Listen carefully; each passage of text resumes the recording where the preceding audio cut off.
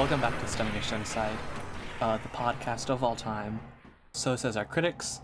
I'm a host, Jaden, joined by a slightly lesser host, Owen. That's true. You're slightly lesser. You're like what, 47.6% or some bullshit. I'm 3 or so. Whatever. They really do be devaluing artists these days. You're an artist now, huh?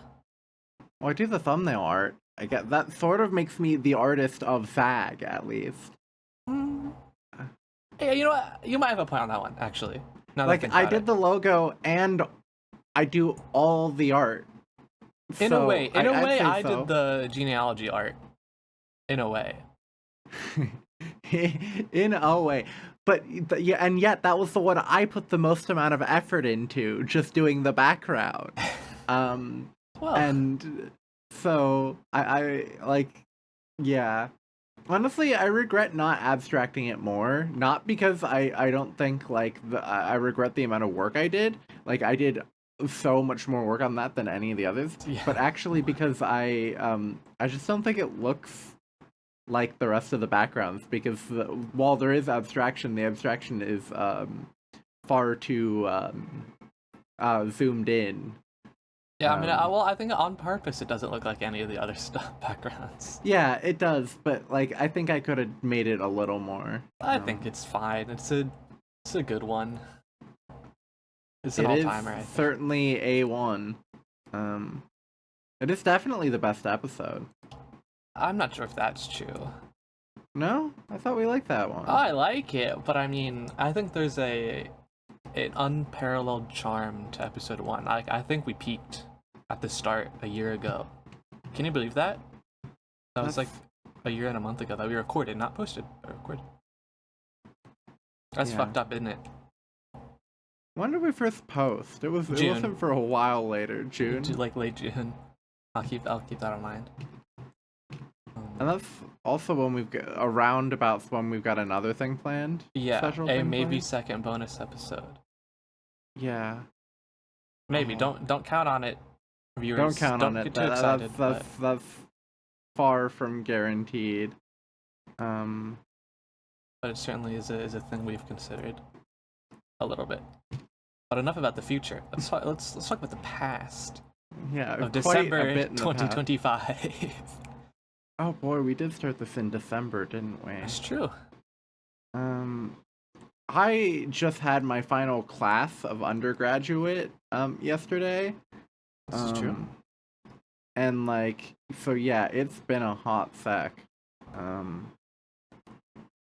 Yeah, but what did you play back then? Like Killer7. Yeah, if you couldn't tell by the music and the title and the thumbnail / what you're looking at, unless you're listening to this in like the far future when I set up like just like a RSS feed or some bullshit, and then you won't be looking at like a YouTube video, you'll just be listening to this and maybe you'll see a picture. Why would you set up an RSS feed? Because that's what like, people listen why to. Would podcasts. you put in the People don't listen to podcasts on fucking YouTube. Yeah, but why would you go through the effort of doing that? Well, you're not gonna do it. A truer thing has never been said. So, and what is Killer7 about? The American Education Department, I think. Sure. Okay. Maybe a better question. What happens in Killer7?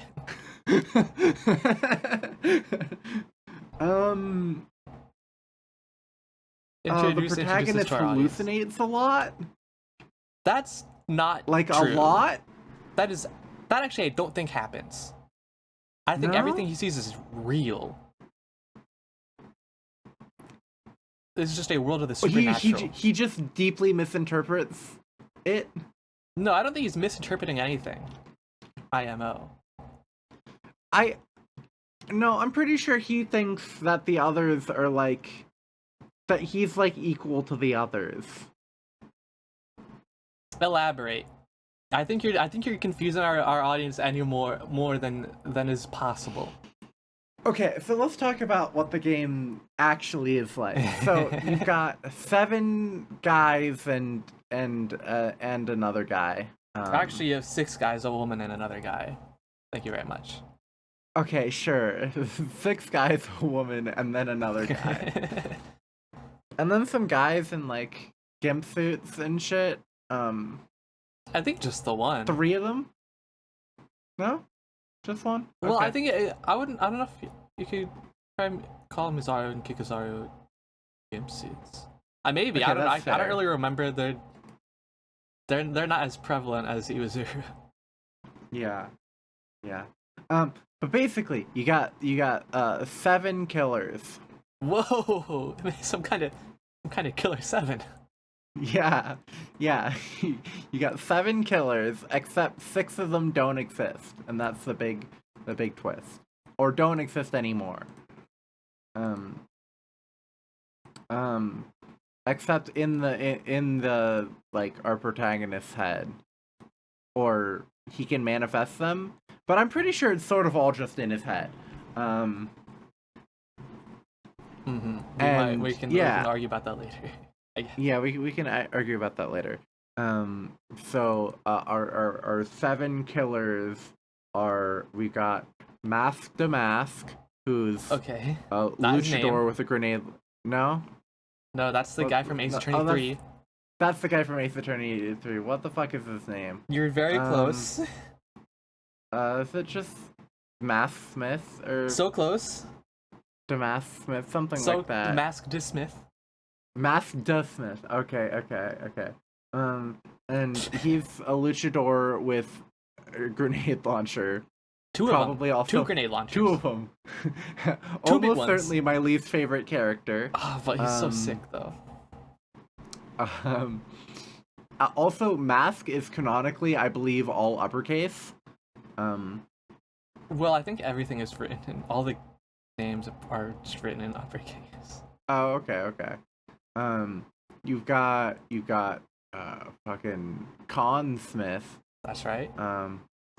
Not Kahn, Con. Yes. Smith. He's a 14-year-old blind Brummy. Blind with what? Brummy? He's British, no? No, he's Chinese. Oh he's from, yes, he's Chinese. Well, Chinese American. Chinese American. No, that's right. The British guy's coming out later.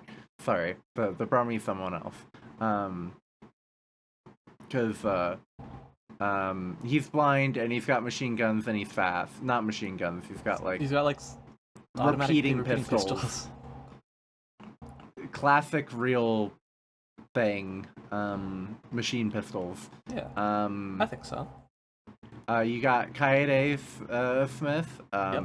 She's A woman? I'm not sure. I don't remember. Oh, yeah, but I don't remember if she's Japanese or Japanese American. I think they're all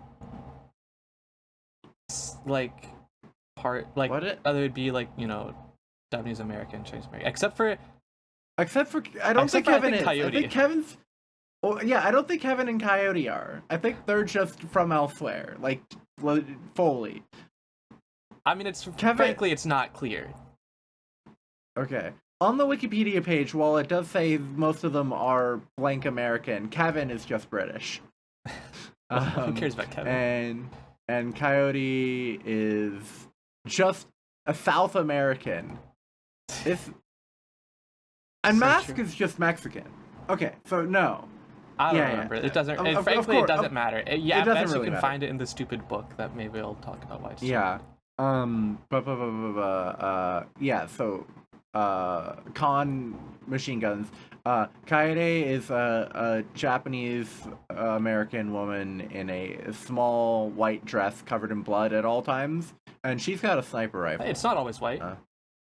Every not level, always white, but it is always covered in change. blood. It does change. Except it for does Garcia. change.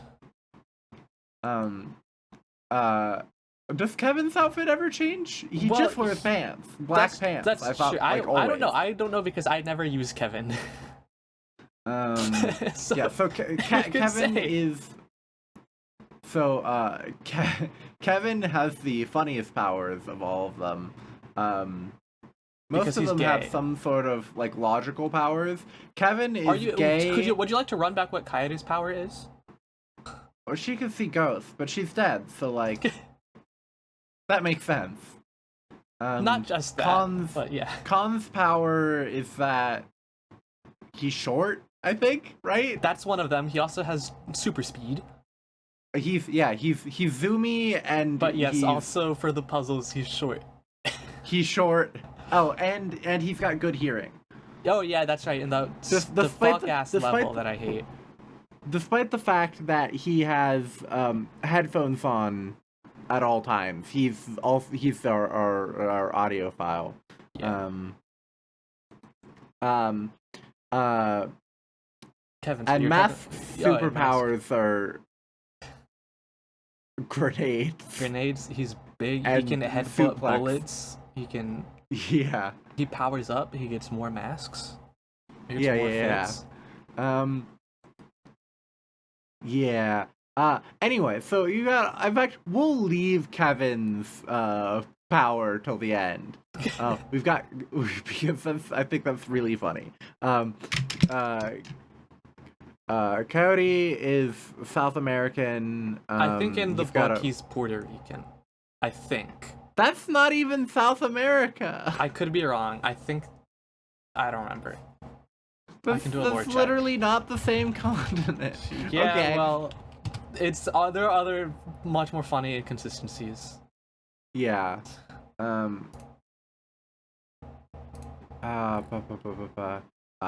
So Coyote is his superpowers is jump and lock picking. It's true. You got Dan. Former cop and assassin. That's not true.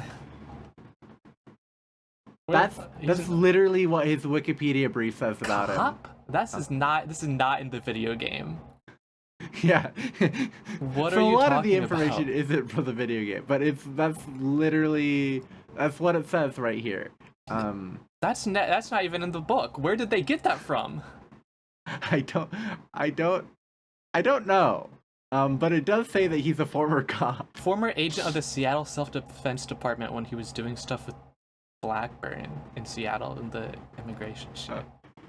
Cop is not the word I would use. Cop is what they use right here. Well, who's they? Wikipedia? The pseudo fandom. Oh, I would never trust that. And yes, in Hand and Killer7, the Coyote is Puerto Rican. Okay. Anyway, he's the Hellion. His superpowers is that he's got a gun. He's got a super gun. He got a super gun. And yet the super gun is roughly on par with like the grenade launchers, and if you invest into Kaede, she can sort of also gun really well. But yeah, his superpower is being moderately good at gun. And then we got Garshin, who he doesn't do anything other than clean up his dead compatriots. He can literally revive them. I think that's doing something. He can revive them, but they don't exist. So like, they do I don't exist. think that's really doing anything. They definitely exist. I'm gonna be honest with you. I'm pretty sure they don't exist. I disagree. I think. Oh, Garshin's really good at Russian roulette. This is true. He does know when guns have contain 7 bullets. Yeah. That's his other superpower. And then yeah, Kevin's superpower is that he can put on glasses, which makes him invisible. I thought he takes off the glasses. He's normally wearing the glasses. Oh, okay. He takes off glasses and he becomes invisible. Not just invisible. Also, he basically becomes like intangible. You can just walk. Yeah, he becomes completely intangible. And also he's sort of got delta eyes, which is why he wears the glasses. Yeah. Yeah. Anyway, they're all killers, other than sort of Garshin, but Garshin is the biggest killer of them all. And But he who's the doesn't eighth think guy? he is. Hmm? Who's the eighth guy? Well, yeah, this is the eighth guy. The most important of them all. I guess. We've got Harmon Smith. This is true. He's in a wheelchair and he's got the biggest sniper rifle ever conceived of. It takes like 8 seconds for the animation for when you like hit the like button to like go into the aiming mode for him to pull it out. It's awesome. Yeah. He's rarely involved as something you can play though. Usually in the post mission space. What is effectively the post missions? Yeah, well, even in the post game, handful. it's young Harmon. Yeah. Okay, that too. But yeah. And then our primary antagonist, sort of, but not really, is You'll remember his name. I believe in you. Just don't say his first name only.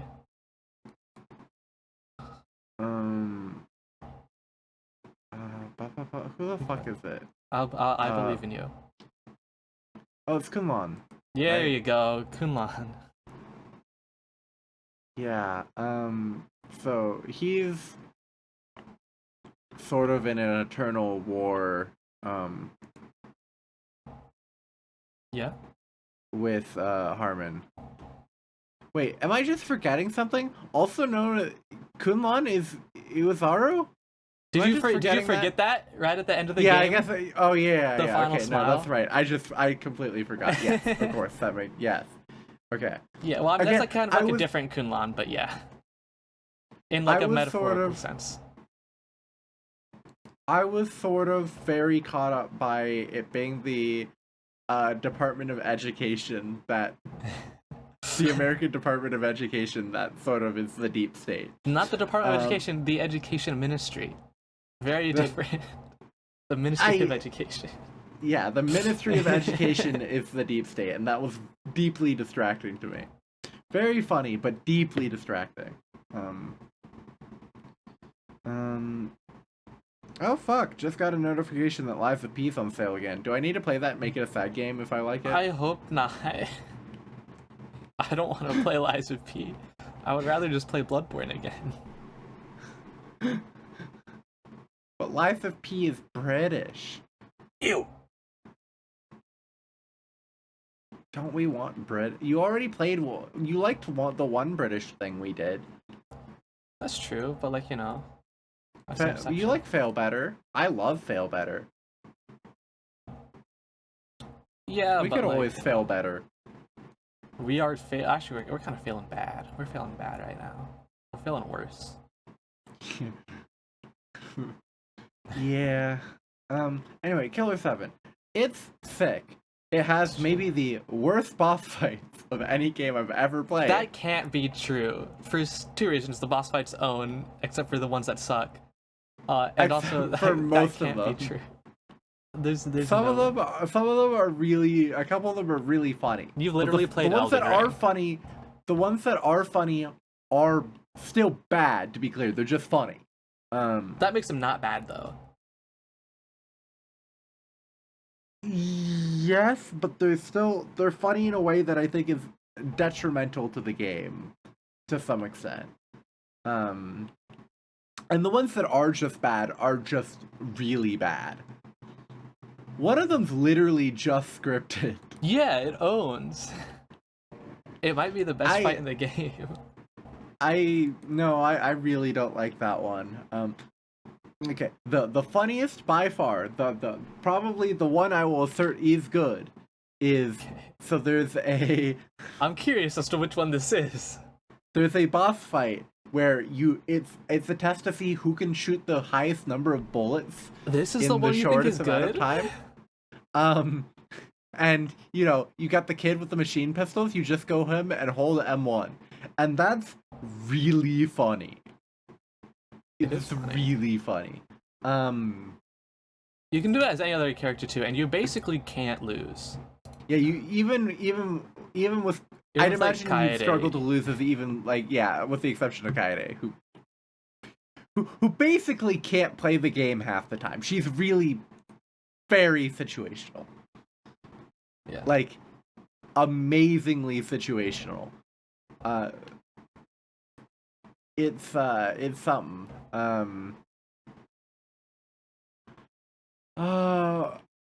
Okay, other examples of boss fights include The Curtis fight is really good. the Curtis fight is funny. Yeah, the Curtis fight is the other one that I will say is good. The first one is whatever, is boring. I think the angel, I think that's fine. The angel is fine, but if it was just like a normal good boss fight, I think it would have been far better. The one where you just press one, you shoot once, in the cult in Cloud. It's the old Maida in Cloudman. That's funny. In Cloudman. I think it's really weird, but I think I kind of like it. It's really weird, but you could have kept the weird elements of it and made it into a more traditionally good boss fight and had the same effect. You just need to shoot him once, but you're running around in a maze that is just an RV. Yeah. I think. Yes, it is. And he can jump scare you and kill you, except for the fact that he dies to one shot of any gun in the game. Yeah, well, I mean that's like, it's on purpose. Games are made on purpose. Yeah. And like I think it would have been definitely better had it not been that. There was which other one? There if you want bad fights, the Sunset Part 2, the two old politicians, I think that fight is ass. Oh, that fight's terrible. Where you have to use Kaede and you have to zoom in, you have to shoot their tie so that the other one will fix it, bend down, you can then shoot their brain. I think it's bad. I think it's bad. I think it's a little funny, but I think it's pretty bad. That one's funny enough, and it's sort of the closest to a real fight. It takes so long. It takes so long. There's the final one, which is with Greg Nightmare, my goat. It's awesome, dude. Greg Nightmare. He's fucking suspended on a rope, then you have to shoot his pants off, and then make his fucking body swing around. Dude, it's sick. Yeah. But there's more than just that. To it, and it's not really. What was Smile? What was the Smile boss fight? Greg Nightmare. Okay, that's Greg Nightmare. Yeah. Final boss of the game, Greg Nightmare, classic guy.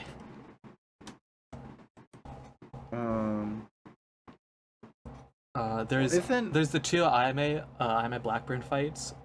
I think the one in the parking lot is pretty bad. But the other one, I think is fine. Yeah, the one in the parking lot is awful. I think that one's pretty bad. And then you fight her again in just like the building in part 2. Yeah, and you struggled a lot there for some reason, but I think it's fine. You died like 3 times to that fight. Yeah, I did. It's Somehow. Not even really a real boss fight, and yet it's the best boss fight in the game, definitely, mechanically speaking.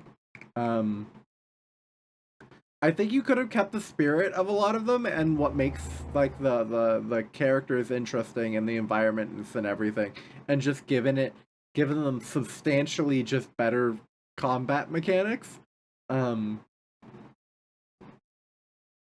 Allegedly. But it is what it is. I will say the combat mechanics suck so good in this. And you didn't even play it as God intended. You played it enhanced on the Nintendo PC. Mm-hmm. Also known as just a normal PC because you didn't emulate, you just played the Steam port. Yeah, so you can't like shoot and move. You can't shoot standing still. You need to bring your gun up and enter like a shoot screen, basically. Yeah. Independent of your movement. Also, movement was tied to M1 and M2. Yes, movement is this is originally a GameCube game. I'll talk more about Capcom 5 later. This is a GameCube game. Everything is drawn on a big ol' A button. That's your movement. You're on it, so it's kind of like a rail thing. You're on a set track. And you can turn around by pressing B. That's it. You don't use the thumbstick to move. You use that to aim when you're in the aiming mode. You press the fucking hold R to enter aiming. I think it's R. Might be L. Doesn't matter. Yeah. It sucks so good. Dude, it's awesome. Oh shit. We gotta learn how to play the video game. This is terrible. Yeah. Where's my money? I want my money back. So the two primary resources of the game are thin blood and thick blood. Yeah. You kill guys. What do you kill? What do you fight in this game other than Greg Nightmare? Heaven Smile. Yeah. Which are freaksters. Or something. Some of them, So the game really loves to force you to play Mask. It's awesome. Of course. He's awesome. So Smith. That's my guy. That's not really. Coyote is my guy, but yeah. And what are the Heaven Smiles in the lore, in the plot?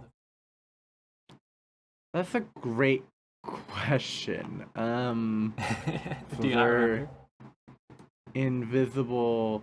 I think they were made by God Hand, right? Yeah, Kunlun, the power of the God Hand. They morph the God Hand morphs people into invisible terrorists. Yes, they are that are bombs. It's a post 9/11 video game.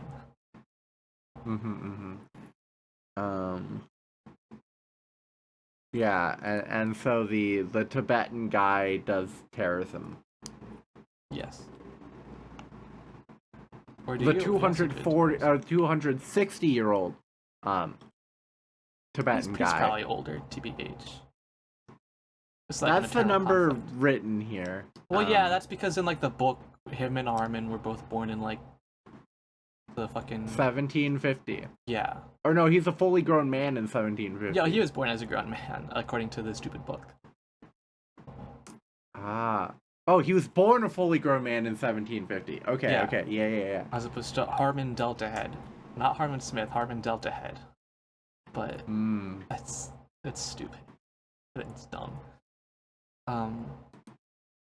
Yeah, I guess you've not really established the basic layout of the game. Kind of. That's the pigeon's name? Why is that the pigeon's name? What's the pigeon's name? Aren't there like Pussy. Aren't there like a billion pigeons? Don't they each, like when you open like your menu, they have like all of their own names?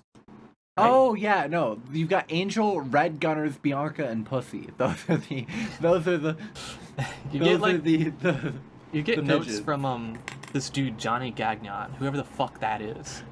Yeah. They're actually all deep lore notes because they're addressed to a Mr. Amir Parkreiner, and you're like, who the fuck is Amir Parkreiner? It's Garcian, by the way. Spoilers. It's Garcian. Yeah. Giving you info about the Killer7, like, be wary when you take them out. Like, curious. Yeah.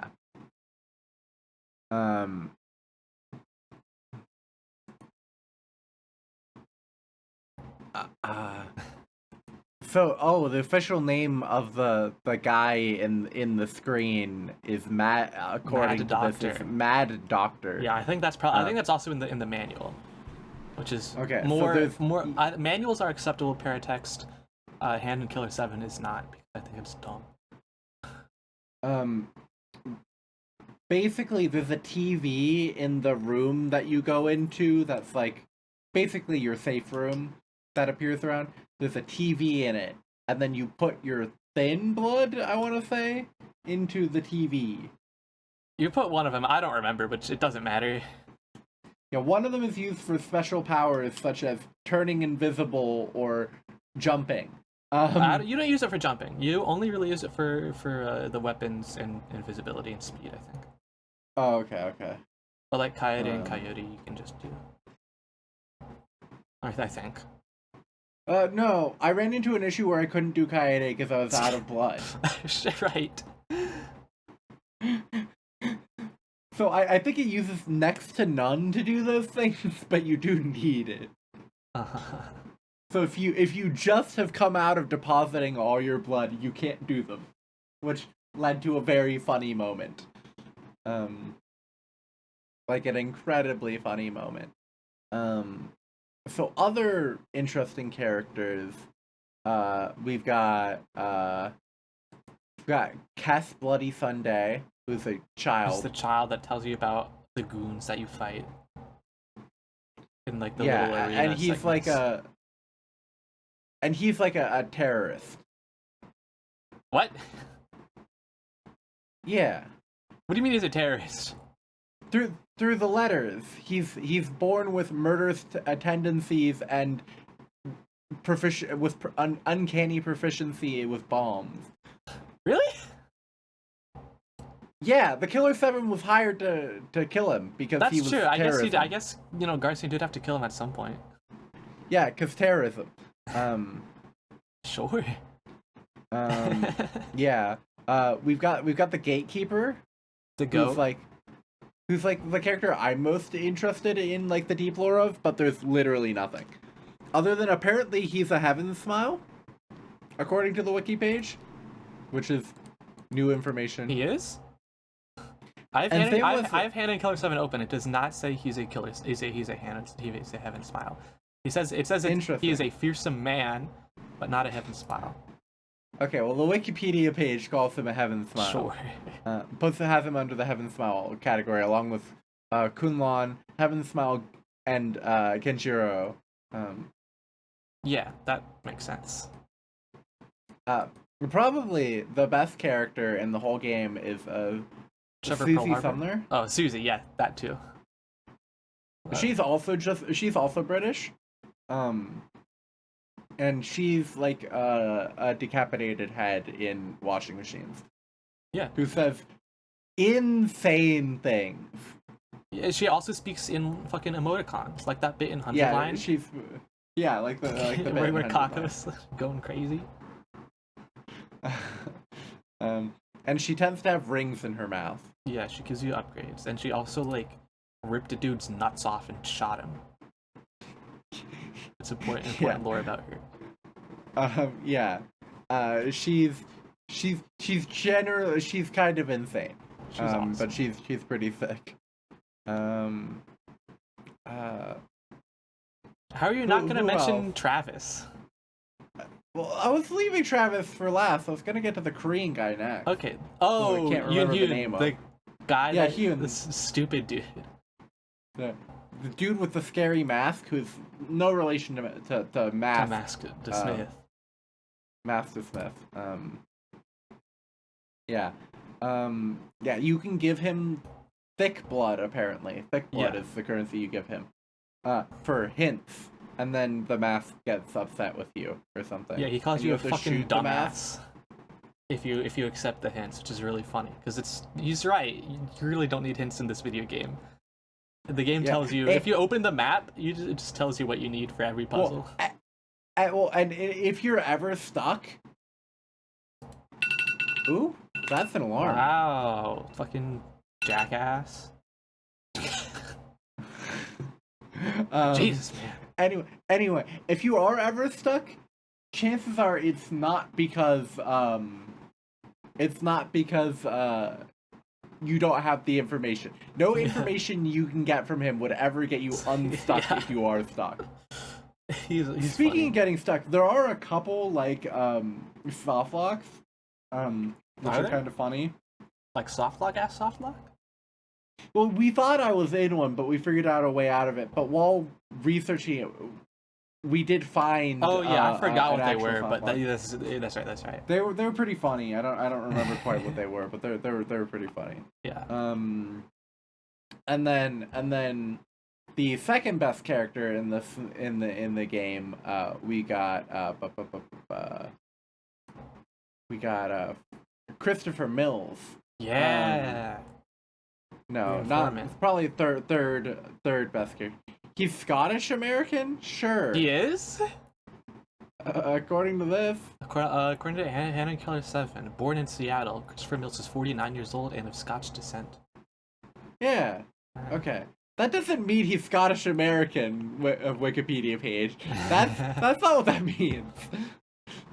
It's like calling Dan Irish American. Yeah. Well, wasn't he involved in the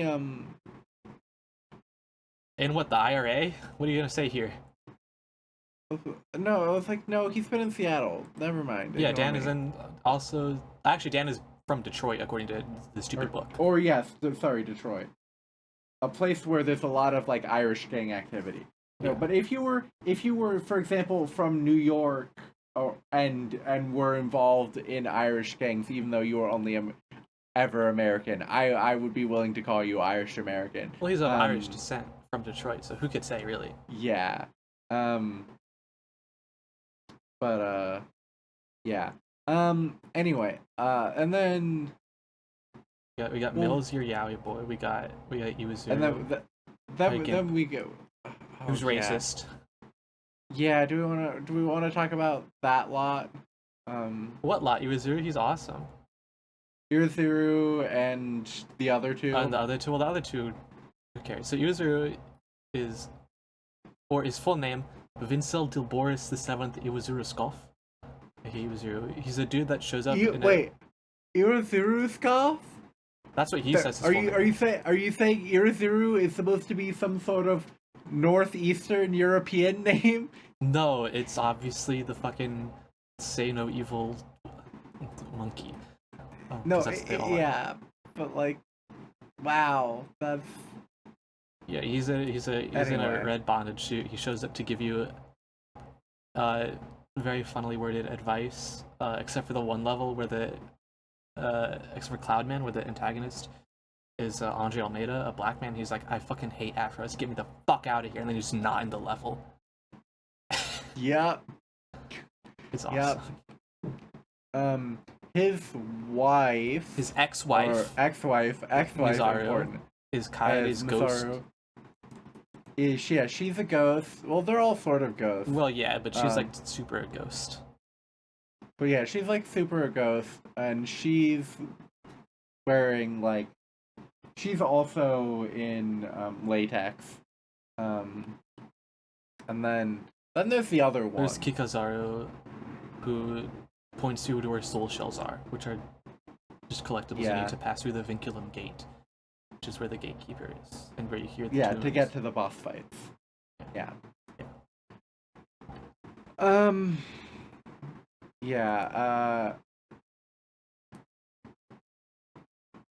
now you're going to talk about whoever you're going to talk about. Travis. Well, Travis Bell. Yeah, Travis. The real goat, maybe. Yeah, so Travis is Travis and Susie are definitely the two best characters in the game.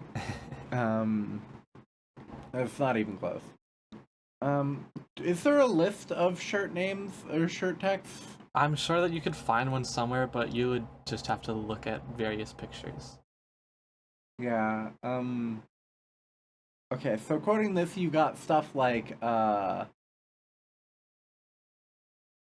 okay, so here are some of them. We've got Bad Girl, Sexual, Funky, Power Lunch. We've got New York, Bali, Naples, Nairobi, and Beirut. So yeah, we got those. I think those are all sites of terrorist attacks.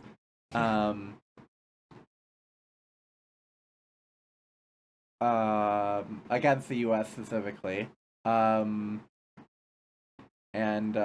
Yeah, he's pretty.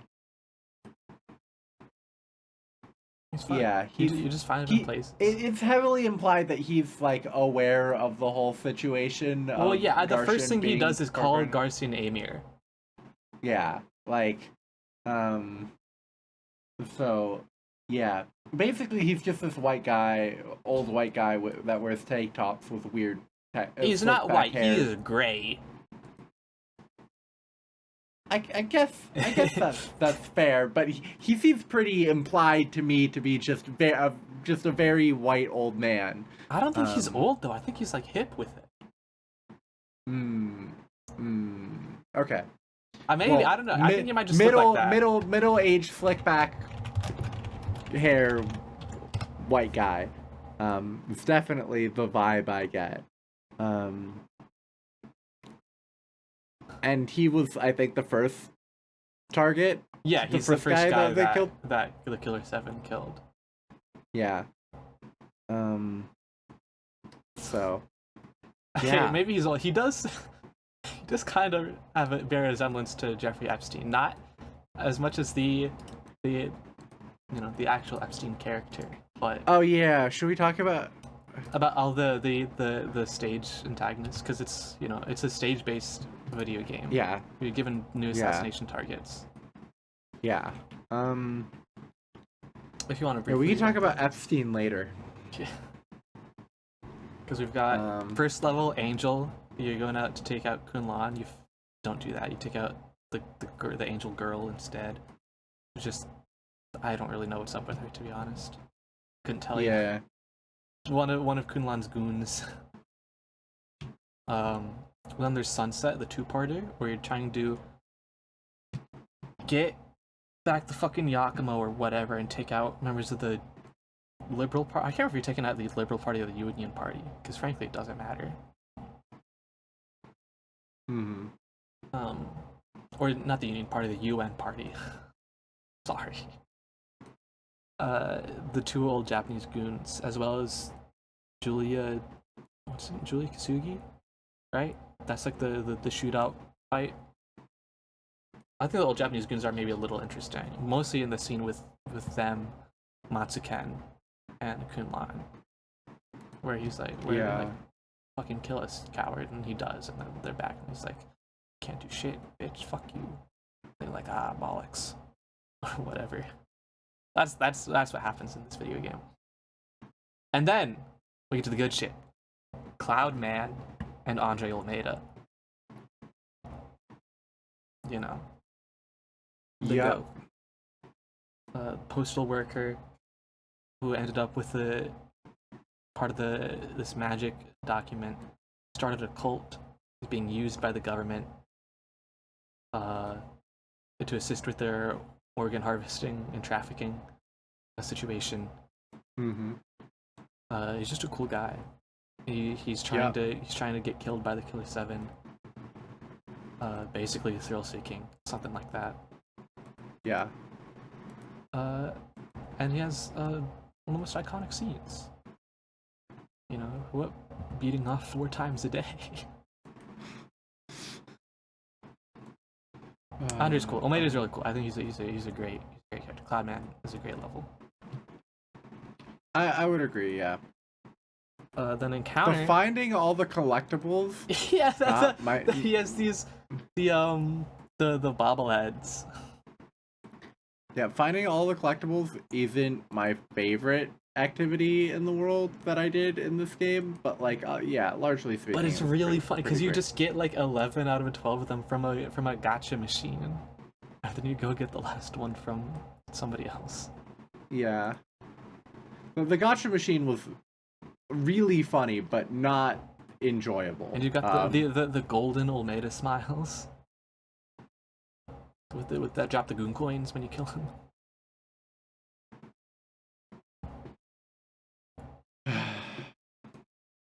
Yeah, it's awesome. And also for this level and this level only, it just has a completely different art style. Normally all the cutscenes are like 3D, except for and there's one at the start of Sunset that's 2D animated, but in a different style. This one, I can't remember the name of the cartoonist, but basically, it's like, I don't know. In my mind, it looks like, as a guy that does not associate with gorillas much, it looks kind of like gorillas. Speaking of which, if anyone listening hasn't listened to the new Gorillaz album, it's amazing. It's really good. Maybe my favorite of their work. Wow. Period. I think it's really quite something. It's high praise. Yes. Yeah. And then you got the next level Encounter with Curtis Blackburn, who is Probably the most personally interesting antagonist. Yeah. He's... Curtis is Epstein, right? Yeah. He's Yeah. Epstein. He was Dan's mentor figure, kind of. It's complicated. Groomer. Yeah. Um. And of course, you got his accomplice Pedro. Probably has a stupid last name, but I can't remember it. Because Suda is a go at giving people stupid names. I love it. He really is. Come on. Stupid. Pedro Montana. There we go. Yeah. But Curse is awesome. I mean, like, he's terrible, but he's awesome. I think he has a good presence. You know, he's like the opening scene of Encounter, where it's this like a one take first person scene of him going and busting up the immigration bureau because they're like ratting him out, basically. Pretty good. It owns. And then it's fucking weird his death scene where he gets fucking put through the washing machine, like the fucking turned into like a skin suit.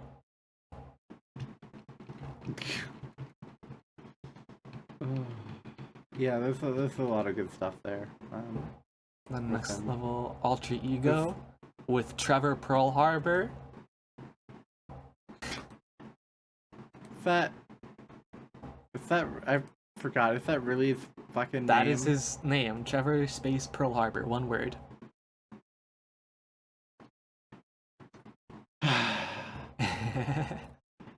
The cartoonist, creator of The Handsome Man, who lives in a large villa in the Dominican Republic. Yeah, the Power Rangers. Yeah. You fight the Power Rangers in this, in a scripted fight that is not very good. It's awesome. It's thematic, bro. Of course it's scripted.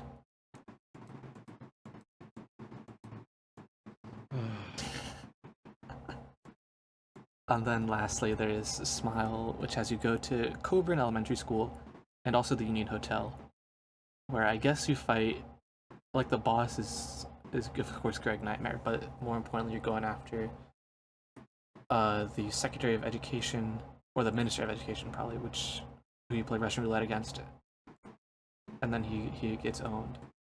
I can't remember his name. When we were playing against him, I thought we were just playing against like the principal of the school initially.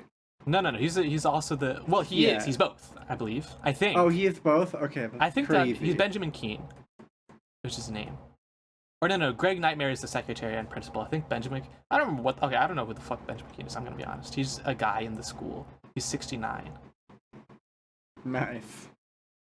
Apparently. Yeah, it's so much. Yeah. Yeah. Where he's like, play Russian roulette. If I win, you have to kill the president so I could be president. If you win, I'll tell you how to hit on women with 100% success. His advice, of course, being, all women are the same. And then he shoots himself. Yeah, After saying, what is a country? Who are the people? What are politicians? Yeah. It's a great. This game owns.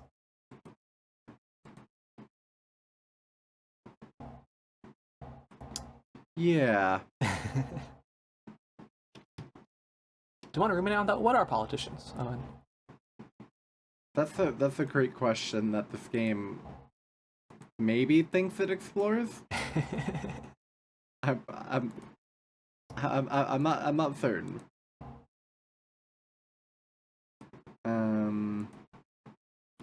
So this game is awesome. It's not without its flaws, but it is awesome. It objectively might have the most style out of any SAG game.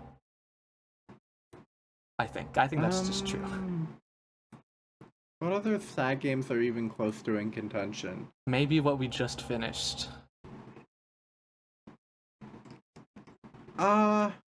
Yeah. I could also say the game we played, I think after this, the last two games we played, I think both have a really phenomenal sense of style. Of course, the game we just finished doesn't like have branding, which is, or not the game we just finished. The game we finished after the game after the Killer7 just doesn't like have branding, which is an interesting choice for a game. And then maybe I'd argue that Sunless and Transistor also are like have vibes, but I think this is the best for sure. Yeah. I think just inarguably, you don't get games looking like this no more. Not from a big publisher like Capcom, so at least. I mean, even Romeo is a Dead Man, Suda's new game just came out in February. It's great. It has a lot of interesting style. A lot of the time, right? It has a lot of its cutscenes are like comic book style, and they all have different like art styles. It's really cool, but just the main gameplay and in-engine cutscenes are fucking like Unreal 5, and I think it looks kind of bad every time that's on screen. And I think the vibes are immaculate, and as we all know, I like vibes. Yeah. But sometimes I do think the game would be, maybe I would enjoy it a lot more if it had boss fights that were not what they were. I don't think it's that big of a deal. And they're awesome. Well, I think a better boss fight would lead to more satisfying endings of missions, and that would be, I think, nice. Maybe. So what you want is you just want to play No More Heroes.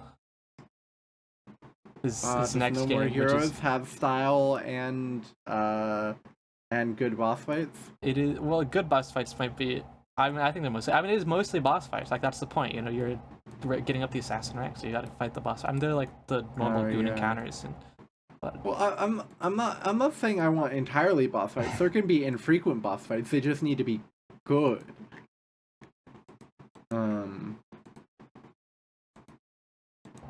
Which I would say these weren't.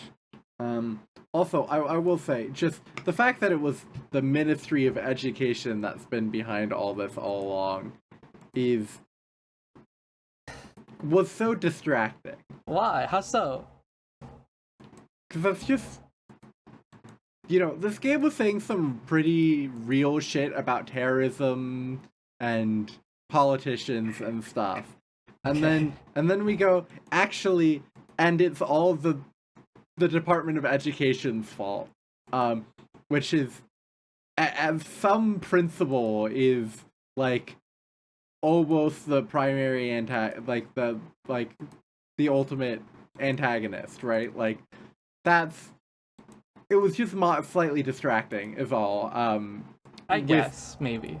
With how real it was sort of being up until that point, just the big bombshell real in what way? I'm sorry, I have to interrogate this a little more. Real commentary on terrorism and politicians. I would say the game does do that. Does do such things. And I think that it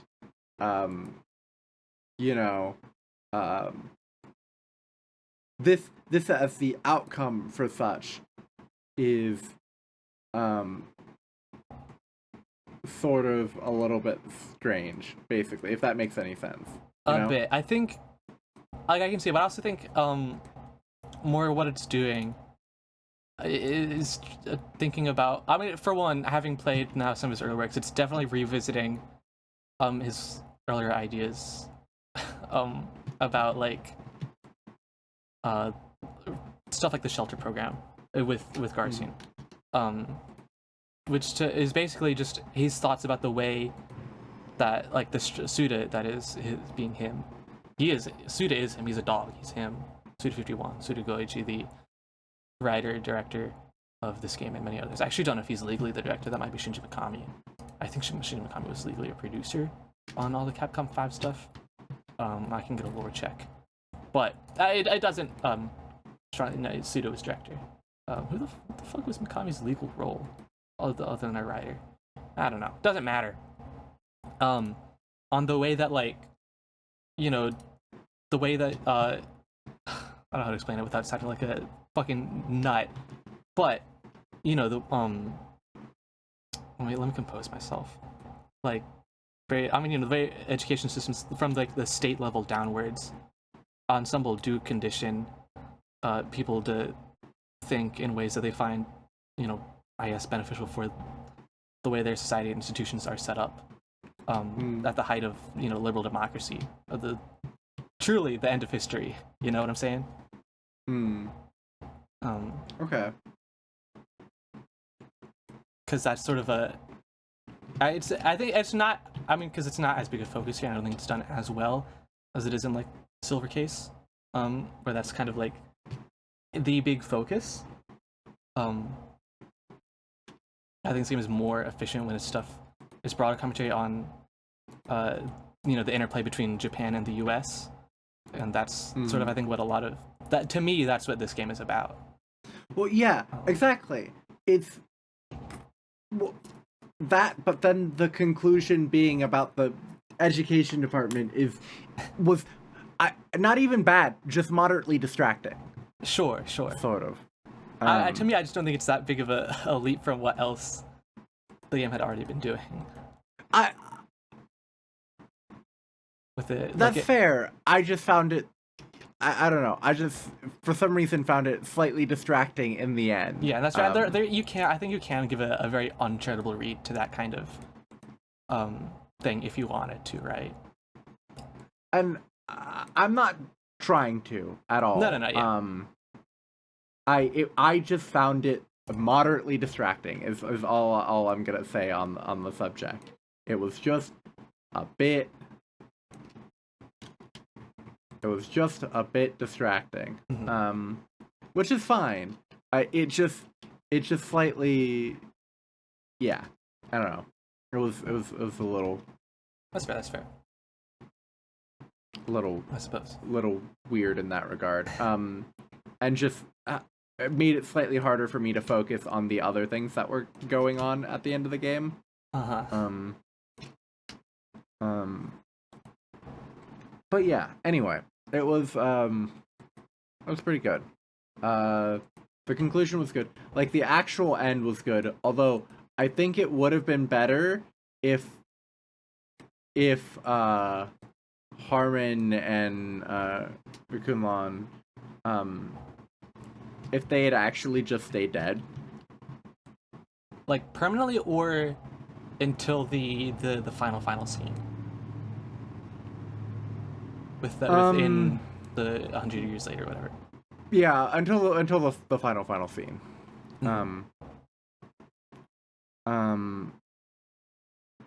Yeah, I think them being sort of present before that sort of ruins the impact of that a little bit. See that.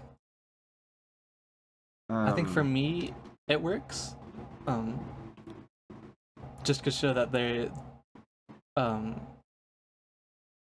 I guess sort of the, I don't want to say inefficiency, but like, well, maybe a little inefficiencies of, like, you know, Garcia and Amy or whatever. He can kill Harmon and Kunlun, at least a version of them in the secret room, but then he's still being influenced by them. You know, you're still on a set path. You've broken free of them, but you still, you know, you don't have free movement. You can't see them smiles. You're still fucked in that way, and ultimately you still don't really have a choice, and you can't really determine your future, even so, because these state forces are still just ever present. I think, at least for I think it's, for me, that's what I see. But I like the thing of Kunlun being Iwazuru. I think that's just funny. As for just seeing the physical Harmon's body in the trailer as you leave, I think is fine. Because that's all that really is. Just, I guess, trying to give a little elaboration on the various Harmons that are throughout the game, because there are like 3. There's like the one. There's the physical Harmon in his room. That's just the old comatose man that we didn't even talk about Samantha at all. That Samantha abuses and takes care of. She's awesome. Um, Samantha's great. Yeah. Then there is the Harmon that you play as, and then there's the Harmon, the weird mind Harmon in the room that you talk to, and also the Harmon playing chess with Kunlan in the Forbidden Room, that is also out of time. I mean, they're all out of time in some ways, but that one is the most out of time. At least my read, like, because there's in Smile, there's like, right, there's like those 2 scenes where you go into the Forbidden Room, you see them playing chess, and the first time you enter, and Kunlan's telling the story about probably Amir, right, as a college student that was then abused by his mother, and then went that fucking activated his programming or whatever, and who went sicko mode, so to speak. And then as he finishes that story, they see Garcian and they look terrified for some reason, and then later in the level you go in and you kill them. The way I read it is, of course, that these events are basically happening sort of inverted. In a sense, they're just displaced in time from when you see them chronologically. If you get what I'm feeling. Yeah. Yeah. That's fair. I don't really know where I'm going with this. I'm just kind of rambling. Yeah. But that's fine, I think. Anyway, I think, long story short, I think this game's pretty cool. The vibes are immaculate. Some of what it's trying to do, I had a little bit of trouble with at the end of the game. Yeah. Yeah, like to clear up what we were talking about earlier, what is your read on the Amir Garcian everybody else situation? Well, I don't think he's literally turning into them. Is that what you think? Yes, I think that is pretty clearly what's happening. Based on everything else we see, based on other characters' reactions to the other personae, like, characters interact with Dan Smith and Mask as though they were Dan and Mask, not Garcian holding a different gun. Yeah, but they were also unsurprised that they were there, despite being known dead, for example. In Dan's case, not in Mask's case. I don't know, maybe that's just, they just know that, but I mean, I don't think it would be, I mean, well, for what, Garcian is also dead, for the record. You know, Amir did die, famously. Yeah, that's true, yeah.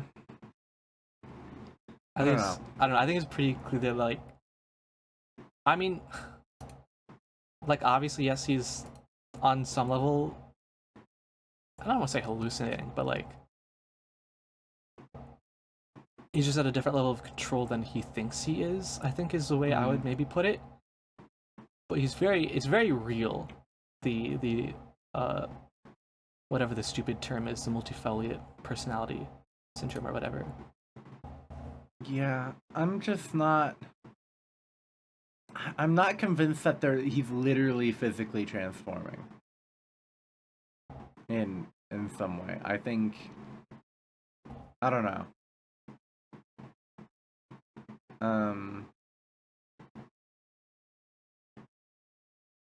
Yeah. I think that, I don't know. I think you square those other elements. There's just supernatural shit in these games, you know.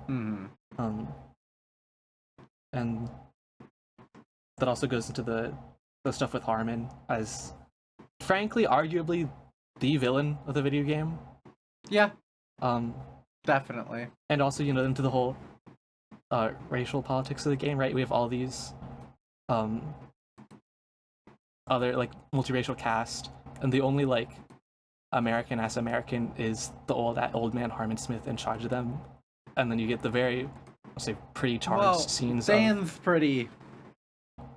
Well, sure. In text, in like in paratext, he's like of mild immigrant descent, whatever you want. Right. It's not like, like Harmon is like this old ass like preacher man, and in the paratext he's been in America since before America as like a state identity. Mm-hmm. He is a part of a white American institution in the way that the other characters just aren't. Yeah. Keeping control on specifically a black man who is subservient to him and calls him master and all that. Mm-hmm. And is the the dominant force of the West, in opposition to, of course, Kunlan. Right. Mm-hmm. And as for Kunlan is now an interestingly designed character. I'm not really sure what they're trying to say about anything with him, actually. In what way? Like his literal design of he's this weird gray dude in a green suit? Any aspect of him, other than genuinely, any aspect of him, I don't really get what Pseudo's trying to accomplish with him. I think for me with reading Kunlana and Harmon specifically, like this important scene, at least in this wider structure, to me, was looking at the iconic at the end of Smile. We get them talking about chess, right? They're start talking about chess, and he's like, Harmon's like, unfortunately this time I'd love to play, but we're on the different side. This time our interests are not aligned. And he's like, do you want to know why you like always lose? Because you're a bad player. Right? Is you have basically, I think the idea to me is that why the East, specifically, I think we can read as Japan, if you want to read much more strictly as Japan and the US,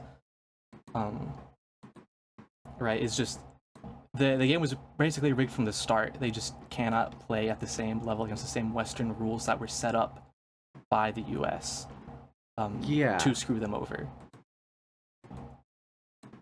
But Kunlan is a weird character to represent that with. Somewhat, yes. That's the part I don't understand and the part I'm trying to figure out. It's like, why did they go with a gray Tibetan man? I mean, I'm sure we could sit here and think about it and talk through his scenes. I mean, well, I've spent a good bit of time thinking about it, and I haven't been able to reach any good conclusions myself. Mm-hmm.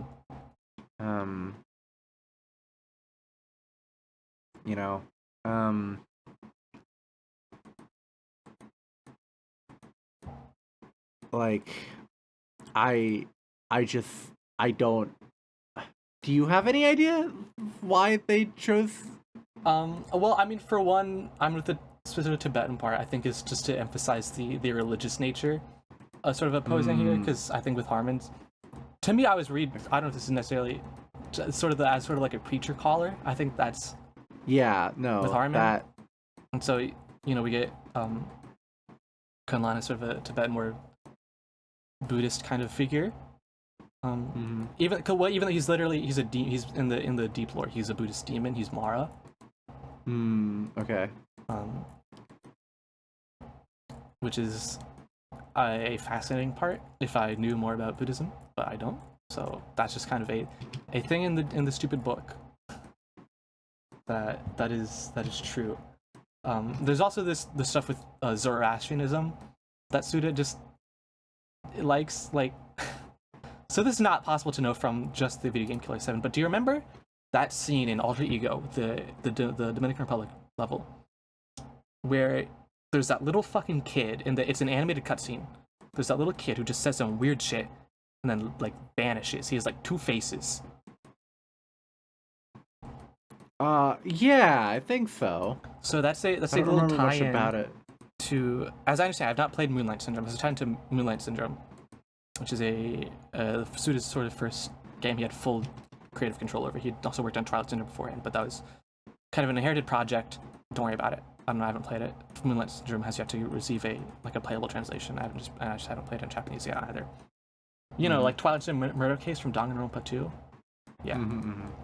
Anyways, Zoroastrianism is an element in that game, and that is just that's Mithra. That is the god Mithra. And they put him in Killer7 as a little wink and a nod, or maybe more than that if you want to do a deep read. Okay, interesting. So there's Zoroastrian elements are also just a part of his works in the same way that Buddhism is, especially in stuff like the Vinculum Gate is like I believe Buddhist term at least parallel to it, because I also remember reading dev commentary about stuff like that for Romeo Was a Dead Man, which deals a lot in that kind of stuff. Mm-hmm. So that's just also just stuff to think about, I guess. Yeah. Okay.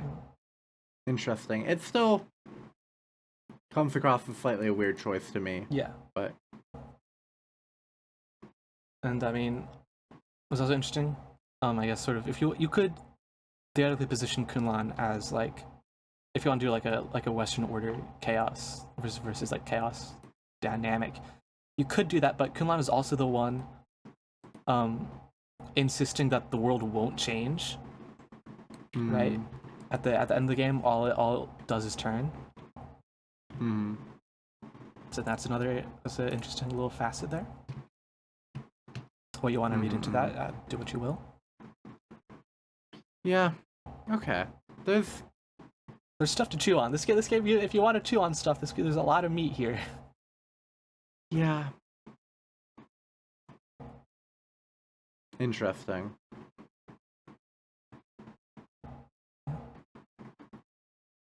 So, which of the two is STEM against genocide, and which of the two is liberal arts for genocide? I think pretty unquestionably Harmon is liberal arts for genocide. Well, but I feel like that's just the genocide part. I think. Well, I think one is STEM for genocide, and the other is liberal arts against genocide. But that's not in our model. Yeah, does not compute. We can't do that. Yeah, exactly. Like that's.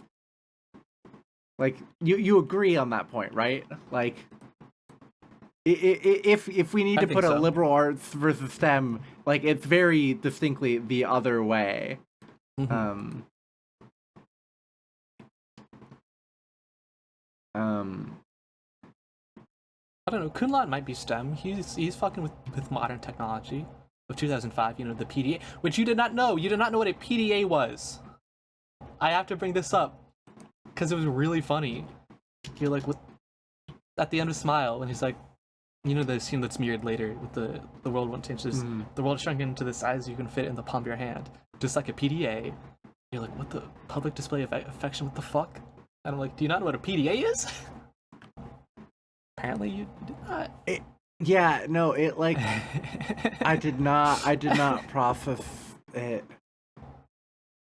Yeah. I mean, yeah. That was a really funny bit from the first. Our first pretty session. good. It's pretty good. All-timer side moment.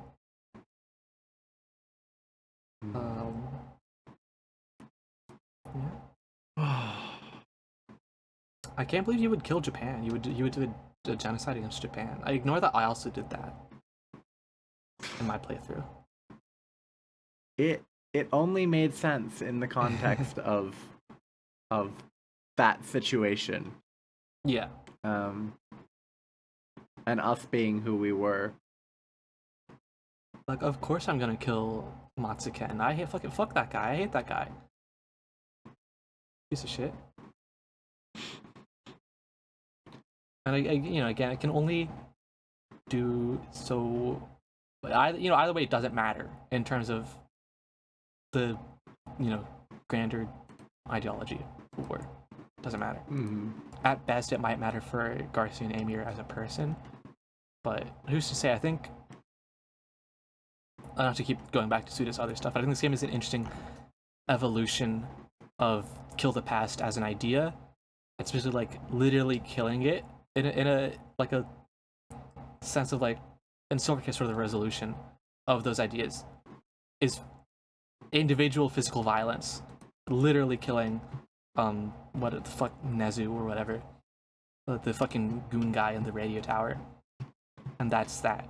And free new brighter future for Japan and the world in 1999, and then that just did not happen. That ceased to exist, and I think we see an interesting evolution of those ideas.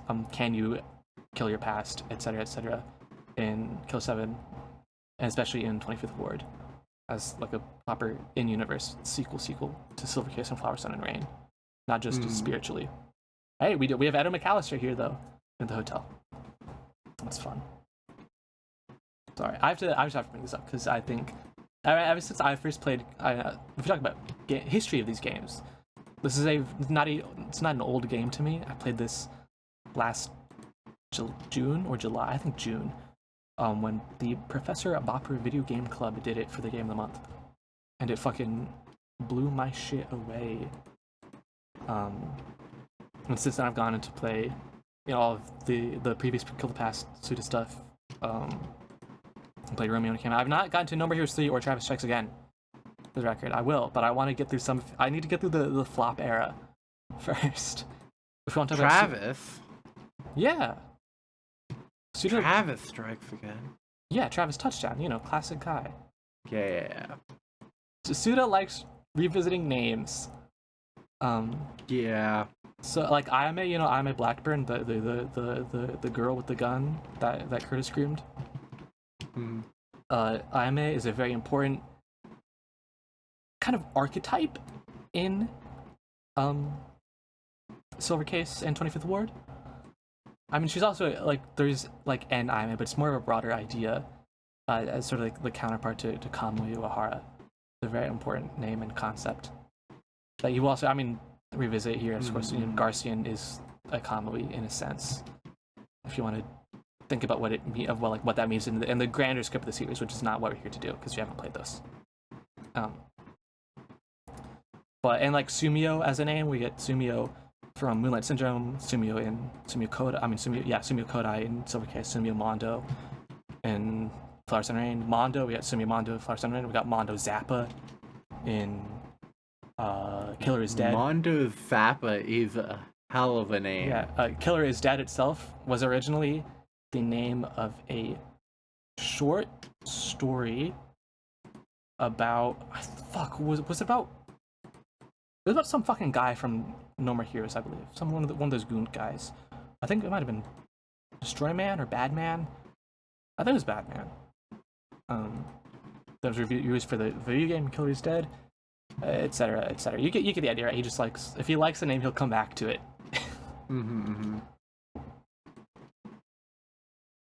Which is a choice you can make. Yeah.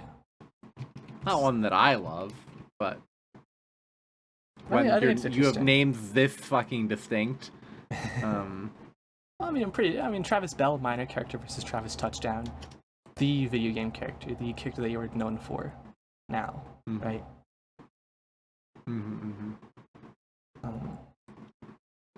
Because this is sort of Suda's his first kind of breakout. Not as big as No More Heroes, but it got him attention in the West, at least, because his previous games did not come out in the West. Don't know about the Capcom 5, because I think I mentioned this to you as like the idea, part of this game, like the game's development history, and I think it's sort of an interesting way. That's all I've got. If you want me to ramble a little bit, sure, if you'd like to. If you don't know, do you remember much about the Capcom 5 and sort of the interesting disaster that it was, and now is like kind of an insane thing that happened? No, yeah, I must admit, not very Okay, so aware. it was basically all. So the GameCube, the Nintendo GameCube, classic console, doing terrible, selling poorly. Nintendo did not have a lot of third-party support at all. Even the first-party slop was not great. Well, Luigi's Mansion is pretty cool, but Mario Sunshine is ass. I'm gonna say it right now. Well, it has a lot of shooters, but yeah, but it's also got a lot of haters. A lot of people that, yeah. And so they did a partnership with Capcom, basically, because they'd always been close and stuff, kind of, at least. Specifically Shinji Mikami, who you might know for being the Resident Evil guy, right? Like, all right, we're gonna create 5 games in at least some partnership with Mikami, Capcom, then Capcom employee, not anymore. I don't believe so, at least. That are going to be exclusives for your console to get you to do better, Nintendo. So we got Resident Evil 4, Killer7, PN03, Viewtiful Joe, and Dead Phoenix. Dead Phoenix, firstly, never came out. Cancelled. So it's really Capcom 4. In terms of what actually happened. And then, famously, all of these games were not exclusive to the Nintendo GameCube. Because it was that bad, or sold so badly that they basically copped out. So I think Resident Evil 4 was exclusive for like a couple months. Killer7 for maybe like a year. Beautiful Joe, I don't know. To be honest. PN03, actually PN03. No, yeah, PN03. Let me check. Let me get a lore check on that. PN03 might have stayed GameCube, to be honest. Because PN03 is basically the literally who of these games. It's the one I haven't played, so I can't talk about it other than people like it now, because basically that's sort of the thing with the Capcom 5, with the exception of Resident Evil 4, which is, you know, fucking Resident Evil 4, one of the most important games of all time. And of course incredibly successful and all that. Basically every other game was a kind of a disaster in terms of being sold and being recognized, but are now like universally beloved cult classics. Beautiful Joe, fucking classic. Killer7, you already know. Resident Evil 4 is Resident Evil 4. Piano 3 has its shooters. As just part of a, you know, an interesting era of game history, I think. If you ask me personally. Yeah.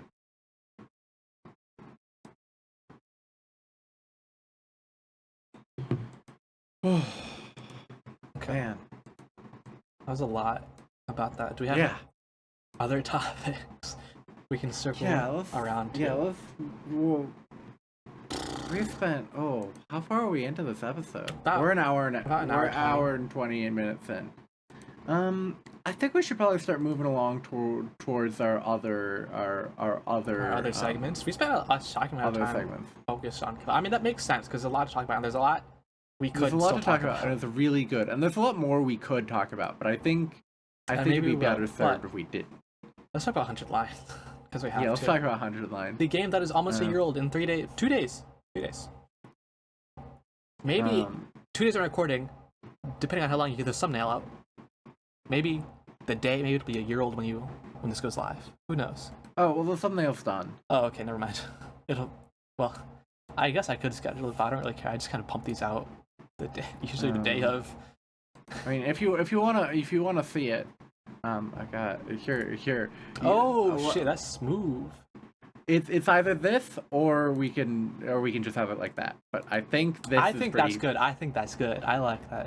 I think this is pretty sick. I had the 7 blend into Yeah. Yeah, I think it's pretty sick. I even cleaned up the logo a little bit because they had a little bit of white on it that was really contrasting. Because the white is so contrasty in this particular situation for obvious reasons. Viewers, we are talking about, if you're watching this on YouTube, what you are seeing on screen, so you could actually participate in this one. And by participate, I mean let us know in the comments because you're not here. Yeah, let us know in the comments. I like this one. I think this one's trippy. I think it's pretty good. This might be your best work. It's up there. It's up there. I still have the Sunless thing as my computer background. Although the issue with that one is you can't actually see all the SAG logo because it's basically black. Yeah. But yeah, no, this is really thick, really clean, really simple. I'm considering adding some. I've fabricated some of the shapes and stuff because to add more interest because it's too simple. I'm considering adding some sort of cutout in this shape here, but there's enough visual interest between this and this that I'm not sure it needs it. I think this works sort of well because you got the visual interest of the stairs here. You got our logo in. I need to check that that's actually in the middle because I'm not certain it is. And then you got the game logo on the right. So I think that's enough. Like we rule of thirds basically. Yeah. Even if it's not actually rule of thirds, it's more so rule of 2/3 plus 1/3. But 2/3 plus 1/3 is actually, I think 2/3 plus 1/3 is generally better than rule of thirds in my opinion and how I do things when I'm making presentations and when I'm doing this sort of art. So I think 2/3 plus 1/3 is usually better if it makes sense in any way, and I think it does in this case. So, but yeah, a little bit of behind the scenes on the logo or the thumbnail of today's episode. We had a lot of trouble figuring out what to do. We had a lot of trouble figuring out what to do because this game is not all that different from the visual style that I do. By itself, it's hard to abstract something that's so abstracted already, with the exception of the characters. But as a rule, I don't do that as part of these thumbnails. We did rare in that episode, and we did judgment in HLD. But those rare and judgment are more. And we did, I guess, the Transistor and the eye in Transistor. I guess, but like those are different. Sunless. Those are but different things. all of those and fucking the Paintress. But all of those are more concepts than they are actual characters. Yeah, they're not just like guys. They're not guys. Judgment and Rare and the Eye are all entities, and the Transistor and the Paintress are all like, yeah, they're not guys. They're not guys. So that's sort of the big rule I have with these. Thinking about it, it's funny that most of the episodes have something that could kind of be extrapolated as a person. I guess. But the rules. I think the rule holds fast. And so it was really hard to do for this game. But what you're saying is clearly what I arrived upon. Even if I change it between now and then, which I don't think I will. I'll probably just export this as soon as the thing's done. Yeah. And yeah, we can get this done.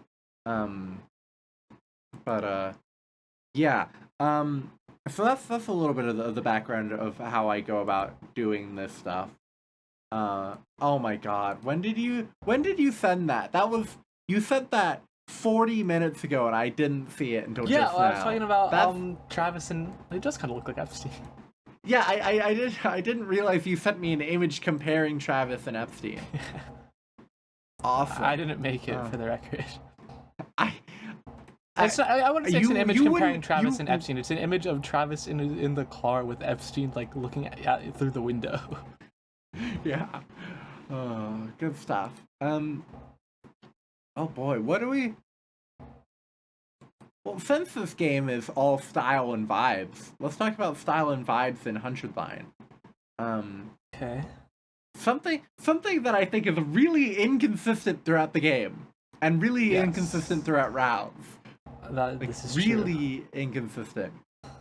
The vibes, for example, well, it's about how much spoiler we want to get. The main people who watch this are already on Killing Game, so I will say while Killing Game is slow and long and repetitive, it's too long. I think the vibes and all of Uchikoshi's work in it, the vibes are good. Uchikoshi didn't write that. What are you talking about? No. That and then all the stuff with I think all of his, well, no, I'm saying that and his sections I think are particularly good. While they do have their issues, I think their vibes and their style is very much still there. And it's very good. Like Dream Rays? You like the vibes of Dream Rays? Dream Rays are really funny. They're really, really funny. You think we're getting a DLC announcement in a couple days? I would like to believe that, but I don't think so. I think it's unlikely as well.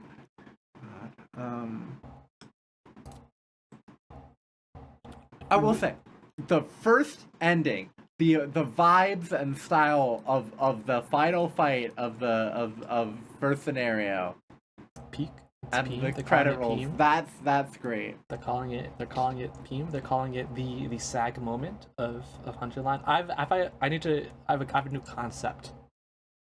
Calling it the sag moment. The sag moment? Yeah, which is of course I think it's a qualifier I'm putting on a video game.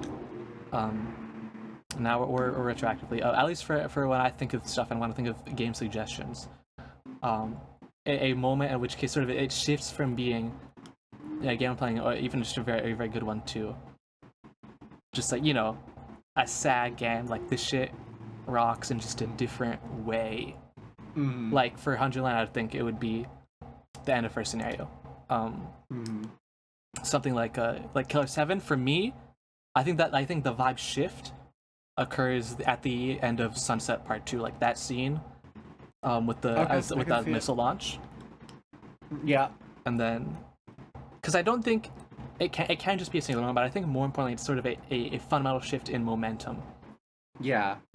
The previous game the next game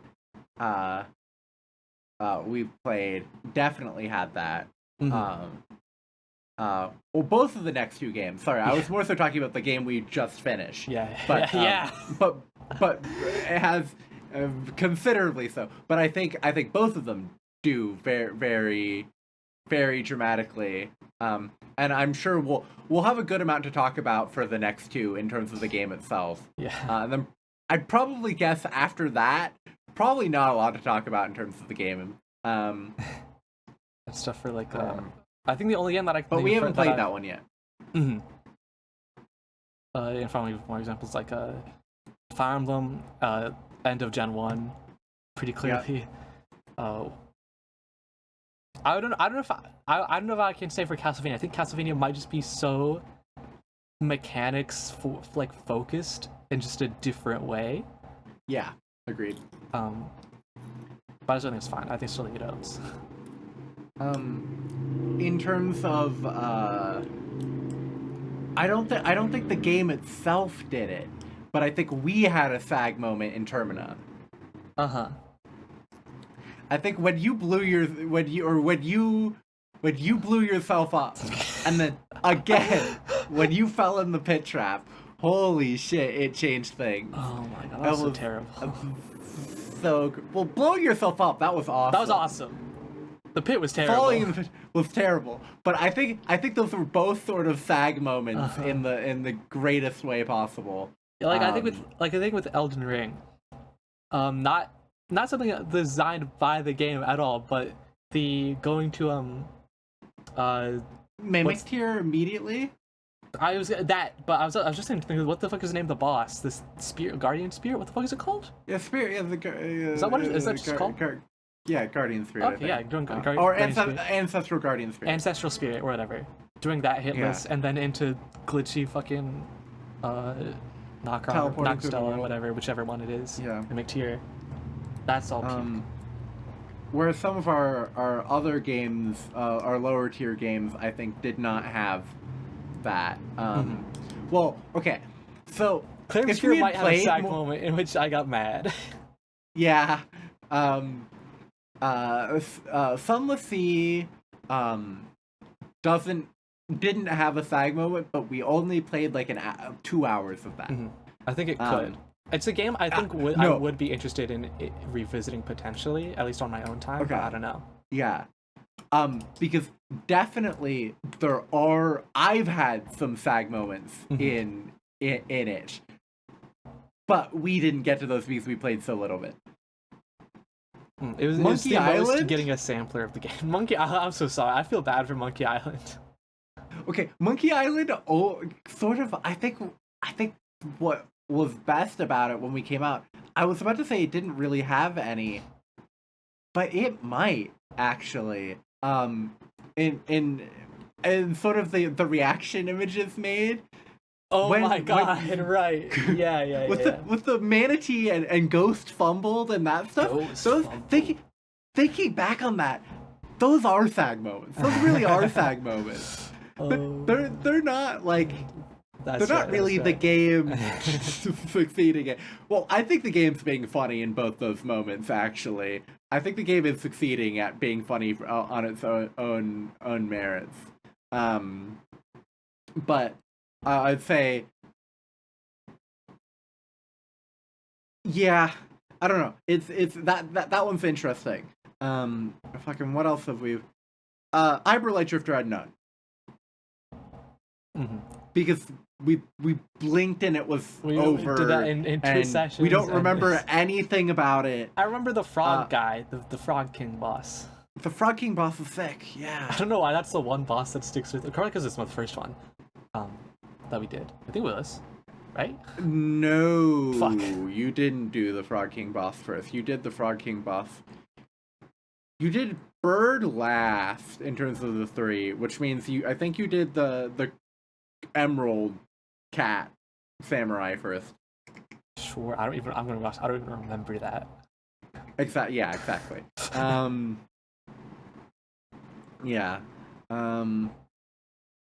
And Transistor, it had the makings of a sag moment. I think if I were more invested, I think the finding the 2 goons that killed themselves could have been. That's exactly what I was about to say.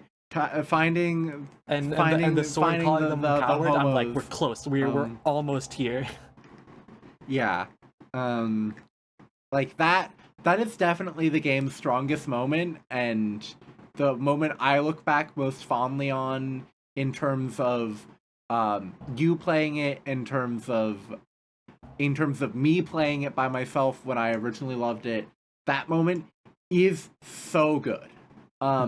The issue is it doesn't keep that momentum up, right? Like not at all.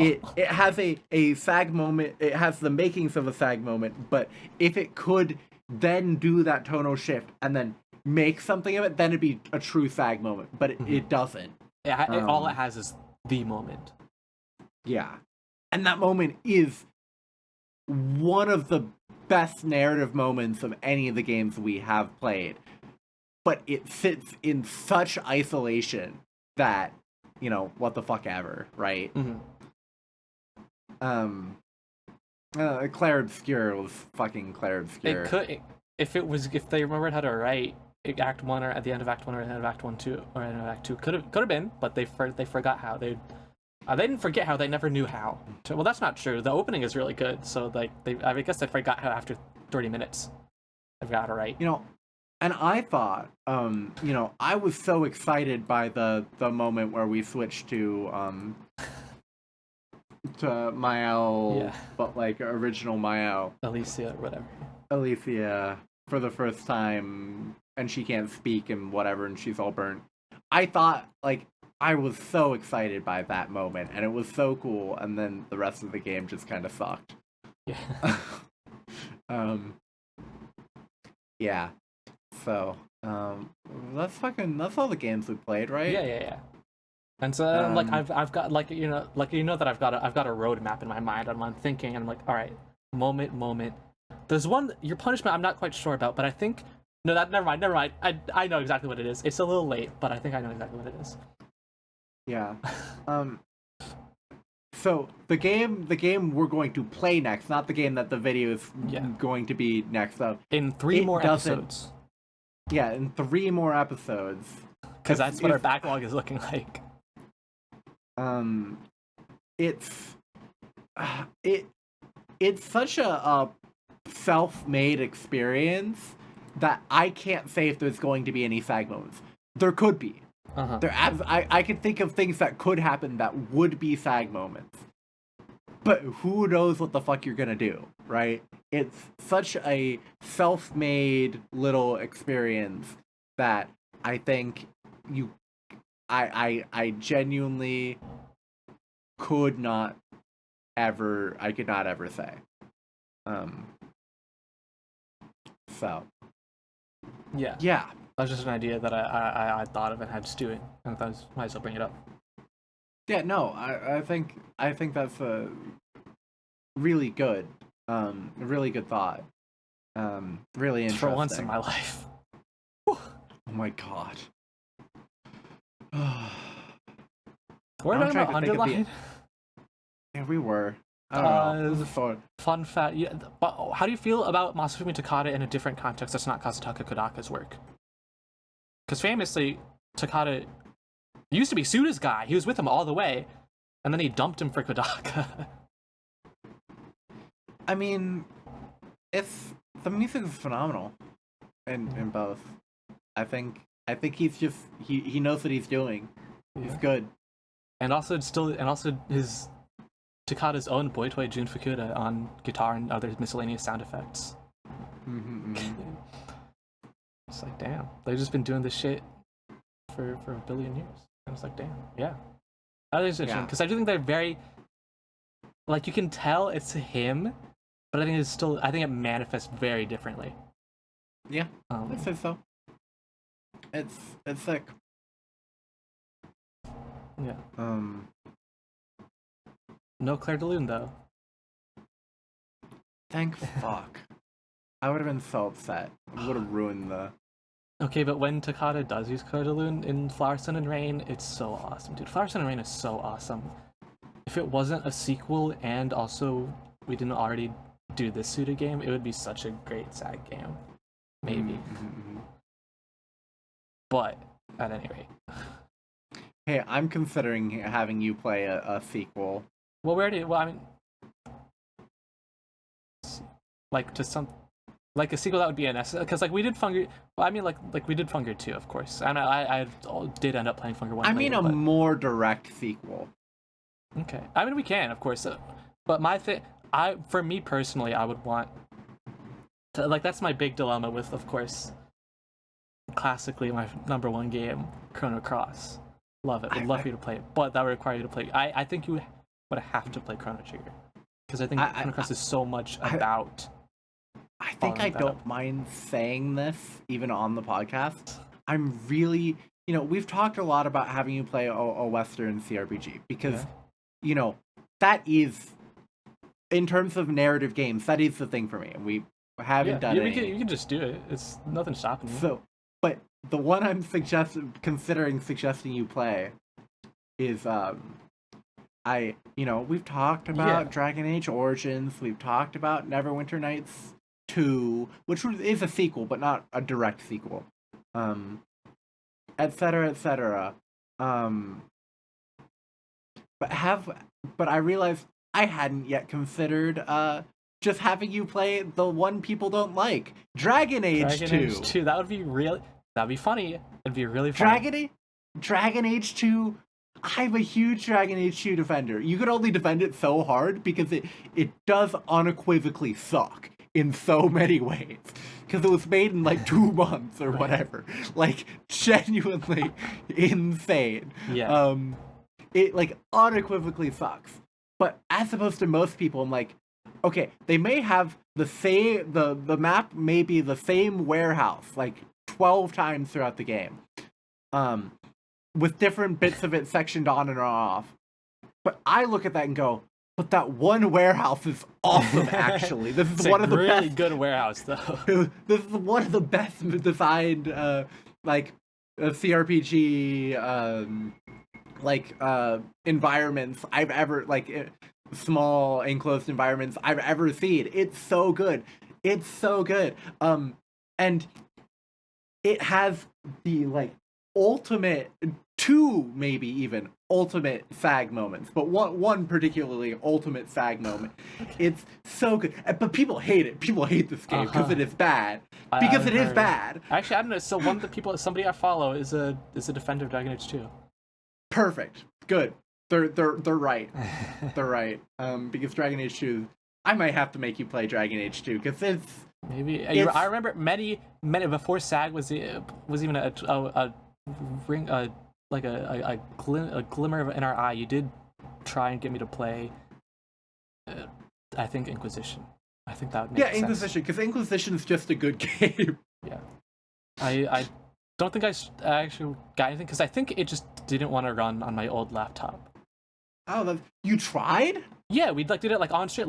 We basically did a proto SAG, but we didn't really get Really? Yeah, I forgot about this. It was a long time ago.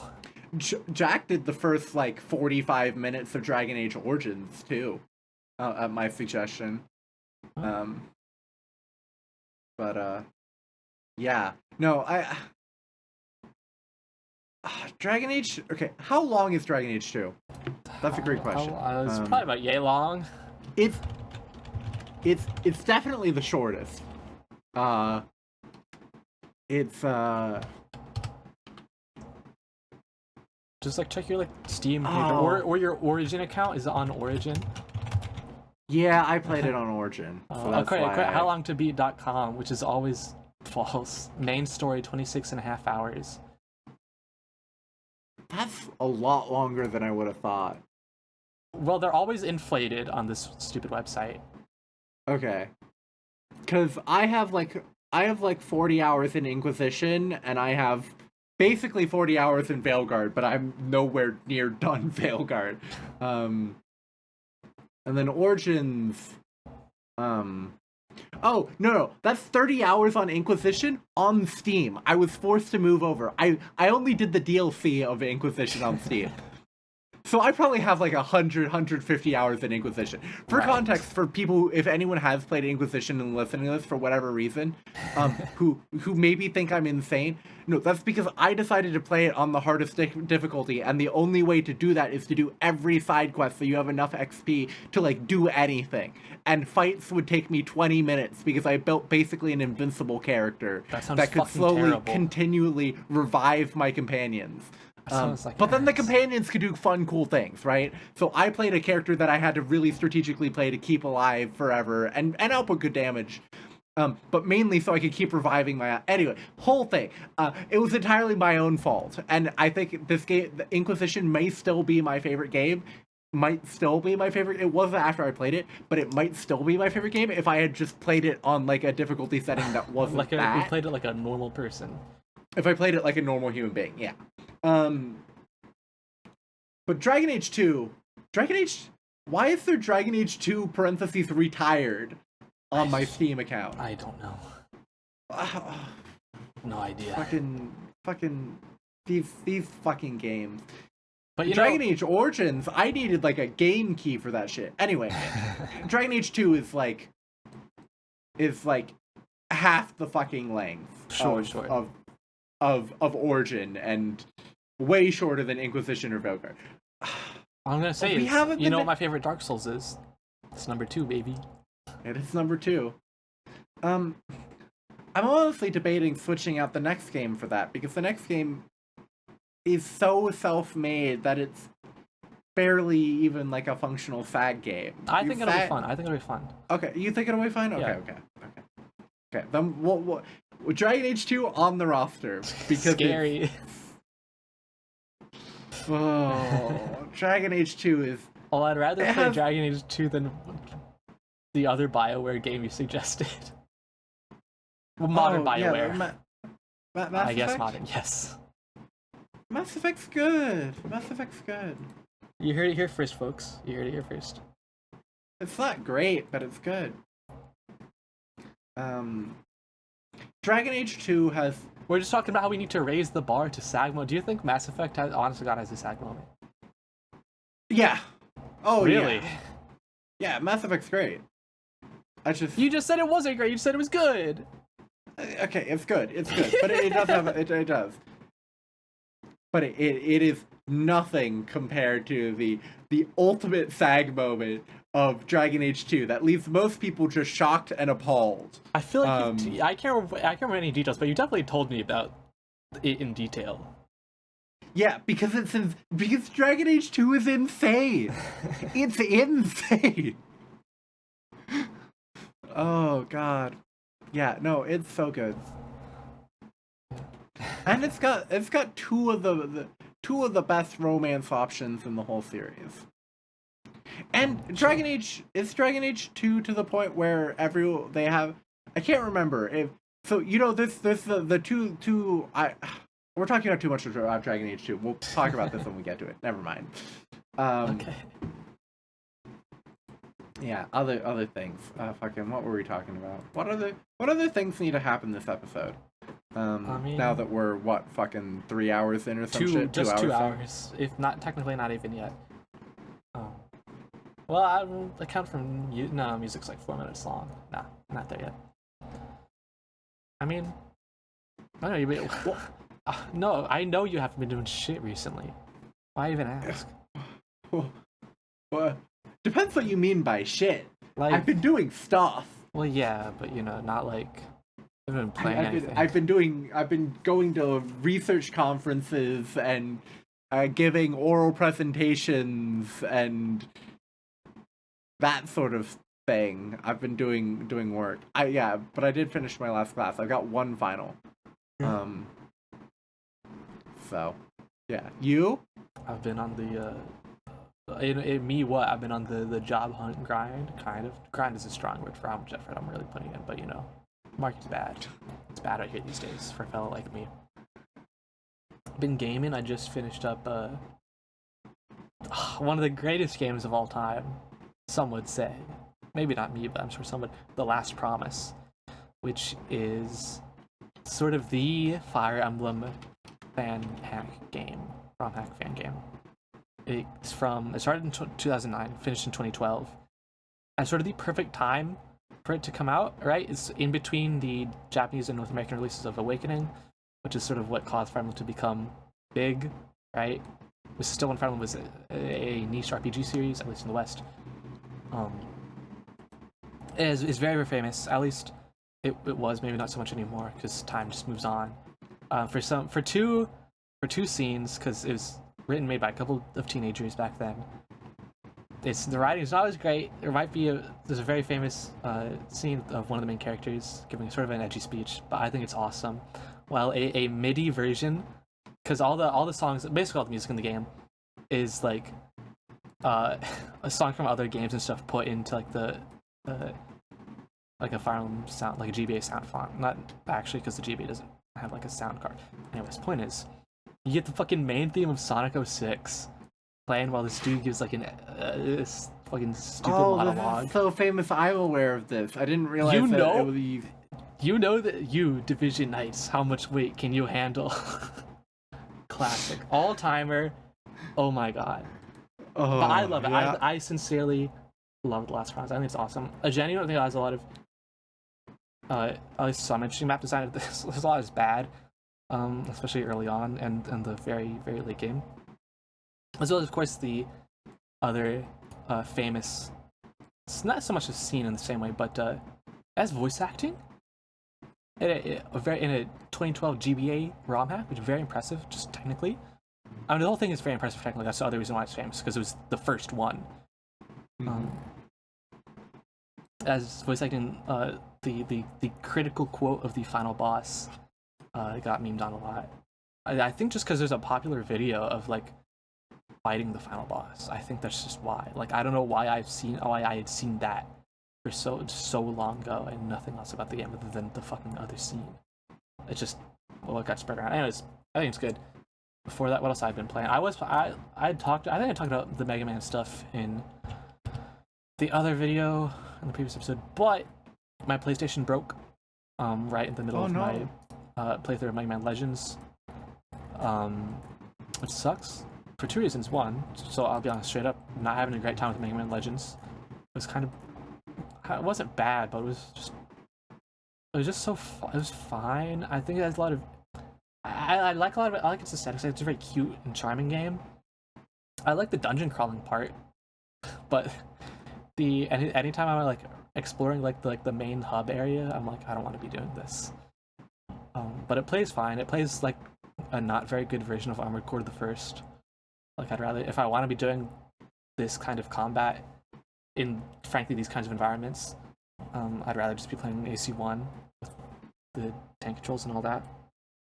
But I've tried to fix it, but I have no idea if what I tried to do even helped at all, because it's like there are several possible failure points that I just can't identify without putting in more work than it's worth. But hey, at least I don't have to play Mega Man X5 at least for a while, because I don't want to I don't wish on anybody. Other shit I've been playing. We recorded Clip Script kind of a minute ago. So I mean, I finished Dragon Quest V. Dragon Quest V is awesome. It's not as good as Dragon Quest IV. I'm gonna say it here first, but I think it's pretty cool. I'm happy to have played it. I see why people talk about it in the way that they do. I think it managed to have like two really good moments. The marriage scene, of course, I think somehow actually is really good. And I think even better, at least for me, and maybe just because I can't read good. I played in Japanese on my Super Famicom with the cartridge I bought in Japan. The scene where you go back in time to talk to your child self. First, I was just like, "Oh shit!" It all came together because you first see that bit from your perspective as a child.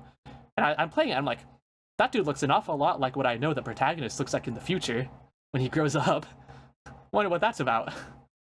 Surely nothing, because I just didn't know. And then it's like one of like the only times you get to get into a Yordi for your character. I'm like, oh, that's a good one. That's a good one. But not as good as 4. I think the last stretch kind of sucks. It's just not fun. I don't think it carries the adventure game momentum in the same way that the first 2/3 did. So there. And then I played another game, the Chrono Jotter. But I think if I had anything to say about that, it would be much better served next time. I think in a lot of ways it is kind of in conversation with next episode's game. Kind of. Interesting. In the way that they very clearly wear their inspirations on their sleeve, and the way they pull at that in very different ways, I think. If you catch my drift. I'm like, damn, that Chrono Jotter, go play it. It's a great game.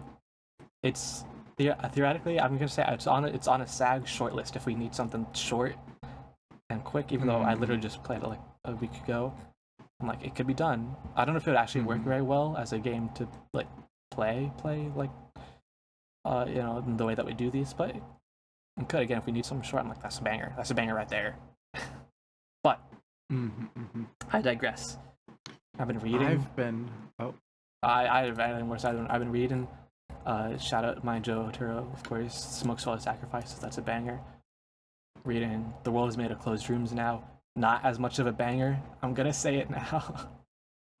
But yeah, nothing. That's you can go now. You can speak. Yeah, I've been I've been doing some Minecraft on the server. I haven't really played since Friday. If you want to see what happened, you can go watch Jack's VOD of what happened Friday at Cyborg Lion VODs and more. You could do that if you want. Discovery SMP modded actually killing the Ender Dragon is the title. Really? actually killing the Ender Dragon. That was something. Haven't really played much since then. Lots of D&D stuff. Sure, big D&D moves. That's cool. Yeah. And stuff that you don't really know about, Jaden, but we're getting some of the other games that you're not involved in together and starting a new one. Let's go. With some people you don't know. We're doing a Monster Hunter campaign. I'm sure you would love it. That's so hateful. There's so much venom in that statement.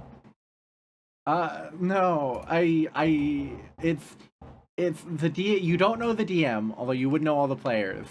I mean, I saw the ad. Yeah. I read it. Okay, are you aware of okay, so the cast currently is, my brother, Kiwi, Jack, Maggie, and I. That's our set of players. That is not a group I would want to be playing with. That feels like a much more targeted statement than I mean it to be, but I'm just gonna put it out there. Yeah, and it's got awakened traits, which you love. I'm not gonna elaborate on that. What the fuck is I don't know what that means. I forgot. Extra detailed, complicated. Okay, you take my shit, my extra stuff I give you guys. Sure. Ramp that up times 1 billion and give it to you all at once at level 5, and then times a trillion and then give it to you all at once at level 11.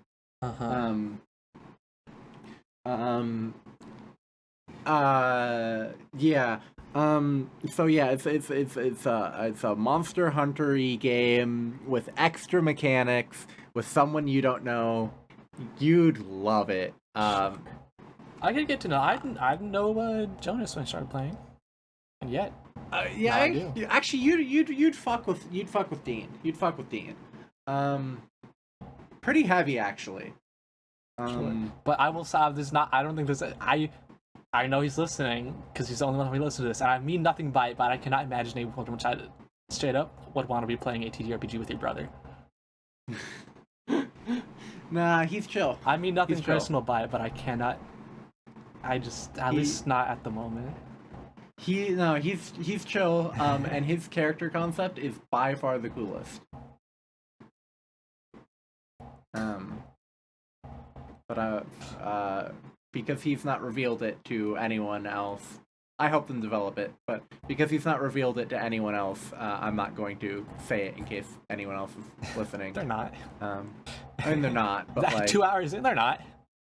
2 hours in, yeah, he's the only one listening at this point. I guess we'll say it.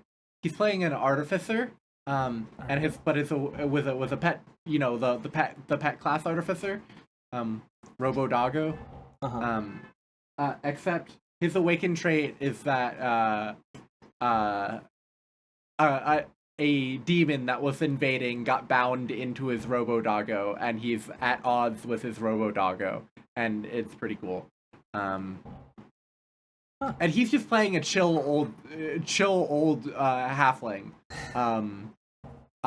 who is left home because his Robo Doggo is lashing out, and he doesn't want to endanger friends and family.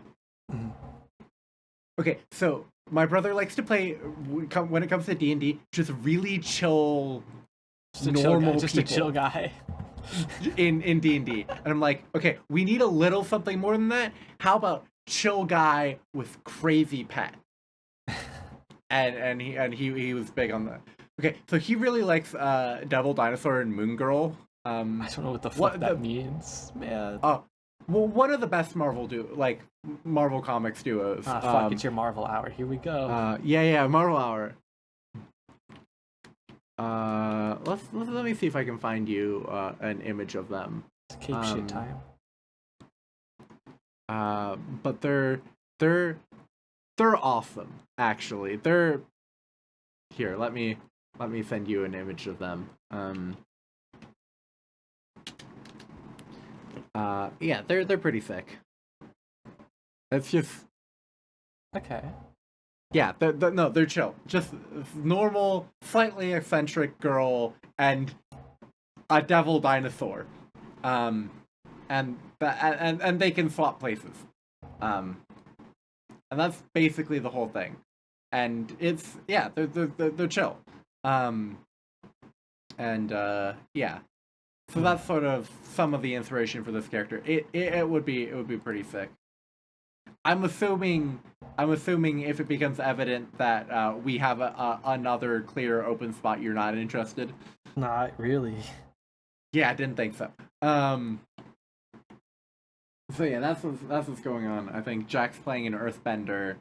I'm playing an individual who is made of wax and melts, and when they melt, sometimes some of the wax that melts off becomes little candle gremlins that try to set things on fire. And I don't want to burn things down, but I'm an accidental arsonist. And we've got two 2014. This is 2014 D&D, and we got 2 rogues. Great. Yeah. Yep. We're 2 rogues, 2 half-casters, and Maggie hasn't decided yet, I think. Yeah. Good stuff. I thought you said your brother. Anyway. I thought you said your brother quit Rivals. He's playing it right now. Oh. He's relapsed. See what I mean? They released a new PvE mode that is apparently good. Yeah. No, this is bad. How much has he been playing? I don't know. I just saw him. I just saw because I just have Discord open. I just saw the game icon show up. I'm like, is he playing 100 line? Is he playing slop? He's playing slop. Oh, he's playing the floppiest flop. Well, he could be playing Overwatch. Rivals is so much more slop than Overwatch. That's not true. Yeah, no, it is. Nope. Rivals is slop. Speaking of slop, have you seen Jeff Kaplan's studio's new game? Yeah, that's just Dream of California or some shit. Yeah, I'm like, you can't do this. You can't just take all the ways in which like survival games as a genre are implicitly about colonialism and stuff. You can't just make the game that. You can't just put it on there. You can't do that. It's not allowed. Well, you can. What are you doing, Jeff? You can, and you can maybe do something interesting with it. He won't. He's not gonna. Oh my god. Oh man. What a guy. What a guy. I mean, whatever. He made a point of like, well, if this game isn't for you, don't play it. Okay, Jeff. Whatever you say, man. I can agree with that. I will not be playing this game. That's true. Yeah, you're right, Jeff. I and probably very few other people should play this game. I don't know anyone whose this game is for them. I could see Jack doing a stream on it for shits and giggles and having some fun with it, but like, yeah, no. Maybe. This is it's bad. I just thought I'd bring that up while it was topical. It's not really topical. The first press release was like a month ago. Mm-hmm. But, whatever. Things happen.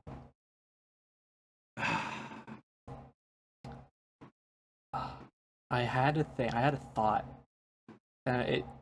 Root. I was gonna say something about Root.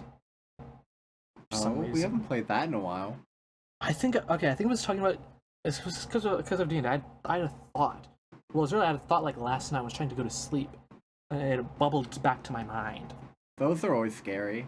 Yeah, I know. Whew, you tell me. Anyways, I think it was about the way. I was just thinking. I think one of the reasons why I much prefer the video game version of Root to the board game is because the way I prefer to interface with these kinds of things. It's gonna sound bad for me, and that's fair. Especially I like board games and stuff. As basically less like a mechanically perfect or even interesting game, as just like a thing to be passively doing while hanging out.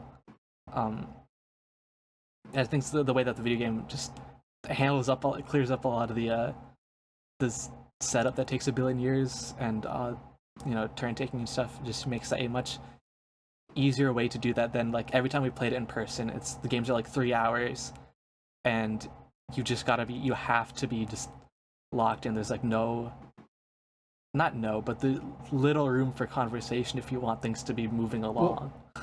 Well, okay, a couple points on that. One, when we play in person, we play 6-player, whereas when we play online, we play 4-player. So I think that inherently is going to inevitably slow the game down. Sure. A lot. And two, we weren't all that. Very few of us were very good at it when we did, and I think both times we've played in person, we've sort of unpacked new stuff. Yeah.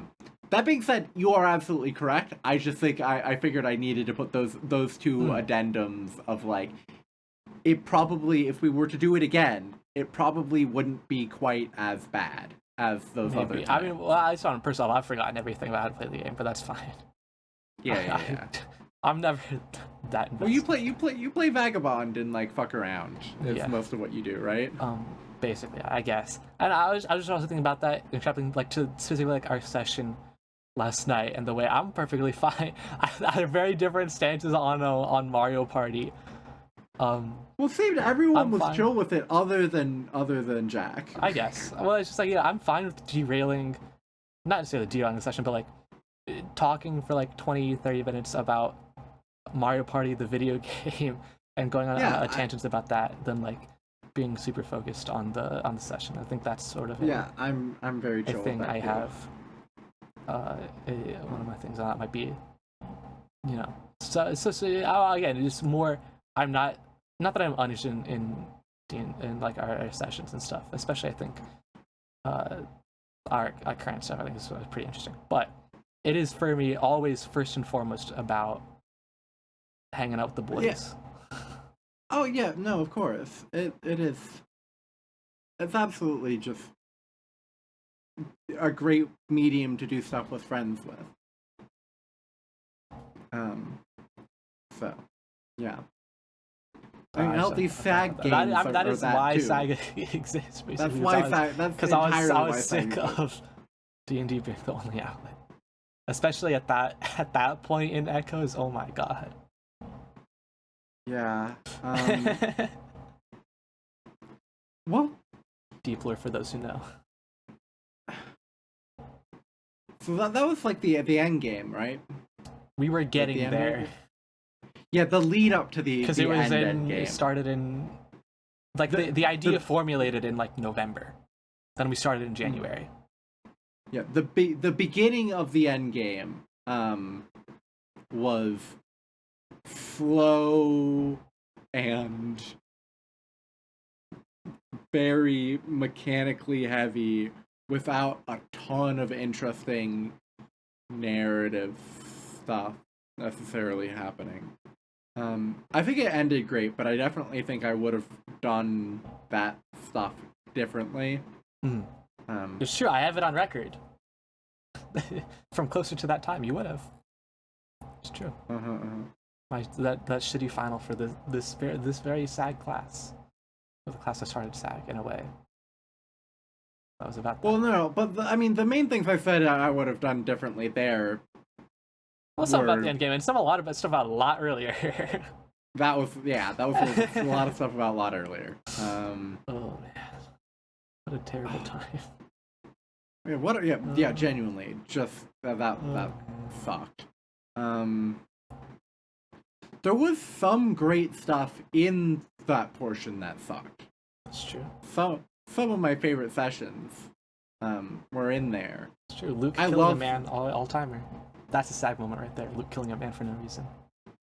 Oh yeah. After band, we have a combined jazz concert band pizza party. After the concert, like the next week. It was Monday. I told everyone the best excuse for not making it to D&D. Oh right. Oh my god. That's the true SAG moment. Hey guys, sorry I can't make it to D&D today. The feds are at my door. Yep. Oh man. That's our goat right there. Did we ever tell him how the final session went? Because we had him back for the penultimate one. That was chill. And then I remember he was like, "Let me know how it goes." And then I for one didn't. But Well, Kiwi was working with him. oh, that's right. Of course they worked together. Or at least they did. I don't think they do, but I think they did. I may be wrong about that, but I think that was only He's Sebastian still has his job, so either Luke isn't or he is. I don't know. Not my business, frankly. No, it's not. Not mine either. Yeah. But yeah. So that. Yeah. That's. Oh. Man, I'm about to come home. Except I've got so long until I come home because of the stupid fucking schedule. That's fine, bro. We could do our next game. We could do our next episode. So much could happen while you're stuck in where you are with no way out. Yeah, the fucking because the stupid city's Pittsburgh down. Draft. Stupid fucking Pittsburgh draft. I can't do anything this fucking weekend. So true. When the fuck is that start? That starts tomorrow, I think. Kill me. I want to do things and experience the city while I'm still here. Before I'm off to fucking Huntingdon, PA. You're gonna dox yourself like that? That's crazy. Yeah, I'm one of the 5 grad students at Genealogy. Wow. Next year. Do you want this in? Are you keeping this? Or do you yeah, sure. Why not? All right. I don't care. Okay. Fucking yeah. Oh man. Well, yeah. Close that, everybody. And video games, even. Do you have any thoughts? Do you have any thoughts on the new Tomodachi Life? Living the dream. I just want Bobber to do a one-off exit. Really? Yeah, I'm part of that crew. I'm tempted. I'm tempted to get. I won't because I'm broke. But I did. Fun fact about me. I put like a lot of time into Tomodachi Life on 3DS. Really? Yeah, I kind of fucked with it heavy. What sort of stuff did you do? I was making me and my friends, and then also some, fictional lore was put in there. Same thing that you would do with it now, I guess. Except I was just younger because I had it when it came out. But I kind of put a lot of time into it, to be honest. I've loved the Uchi Koshi characters in it, reaction or images I've seen. Particularly the Somnium file. There's someone that's done Somnium file characters, and it's really good. Yeah. Have you seen circling back to 100 line? No, you haven't seen this. I know you haven't, but have you seen the influx of 100 line me porn based on actually not even really based on Tomodachi. It's influx from Tomodachi Life, but it started earlier actually. What? Yeah, don't you know? No. What? So, I mean, I think it's what it says on the tin. People making porn of 100-line me's based. So, particularly, it started, I think. So you know Yandere Eito, of course, classic guy. Yeah. On X Everything Out. There are various other Eitos and Takumis, including Takumi Sumino, but Takumi like a me. Okay. And then it just spiraled out of control from there. Okay. And now it's just a thing. It's just a thing out there. If you're on XC Everything app, you're probably just gonna see it. To be honest, it's pretty funny. Speaking of shit, I just be seeing. Okay. Thanks, Scary. YouTube. Okay, what are you sending me? What is wrong with you? Why is Ben Shapiro's face blurred out in that one, but not in my thing? What do you mean? Not in your what's your thing? Well, okay. So you know how YouTube has different thumbnails now? Oh yeah. The thumbnail I saw, just where the black cutout is with the question marks, it's just Ben Shapiro's face. So Natsuki DDLC versus Ben Shapiro parentheses with Kirk summon and parentheses rap battle. This has 133,000 views. Speaking of things that got way too many views, what the fuck was our short? Oh, I think that needs to be idea. mentioned. It was pretty funny though.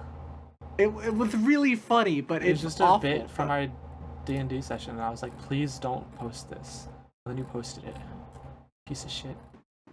It had 1,500 views. Yeah, and then immediately plateaued. I'm like, thank God. Fucking, I spent my birthday having anxiety about that shit. Why? Because it was fucking stupid. Well, not anxiety, just more so just being mad about it. Just being mad, yeah. I spent my birthday being mad about it. Shorts is such bullshit. It's true. They don't want you to know this, but they are bullshit. They just happen. It's a shitload of fuck. As some might say. Uh-huh. Whoever some might be, you know, it's impossible to tell, really.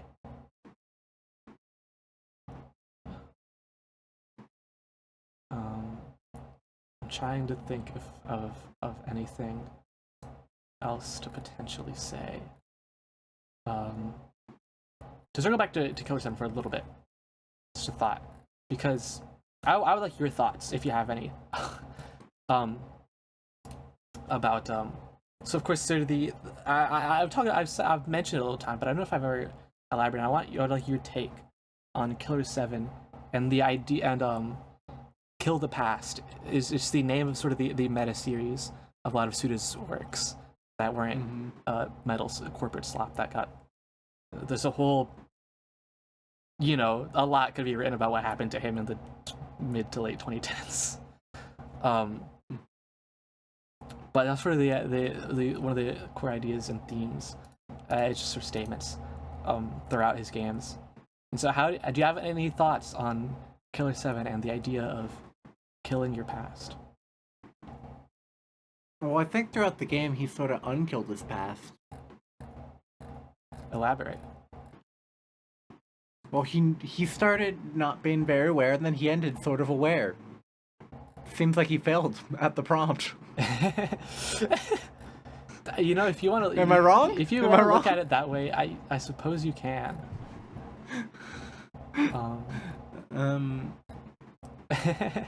I think maybe this game is more so a thesis and how that, and on the fact that it doesn't really work all that well. Mm-hmm. And it will come back. Yeah. At some point. You know, we got a D&D character in the campaign, the actual campaign, not whatever new one I mentioned earlier. Yeah. That's very much a reality of, like, you can't accomplish anything and not have it creep back. Mm-hmm. I think. At least that's the narrative. That seems like the sort of a narrative thesis here, and definitely it's going to be for that game. But I'm not certain. You know.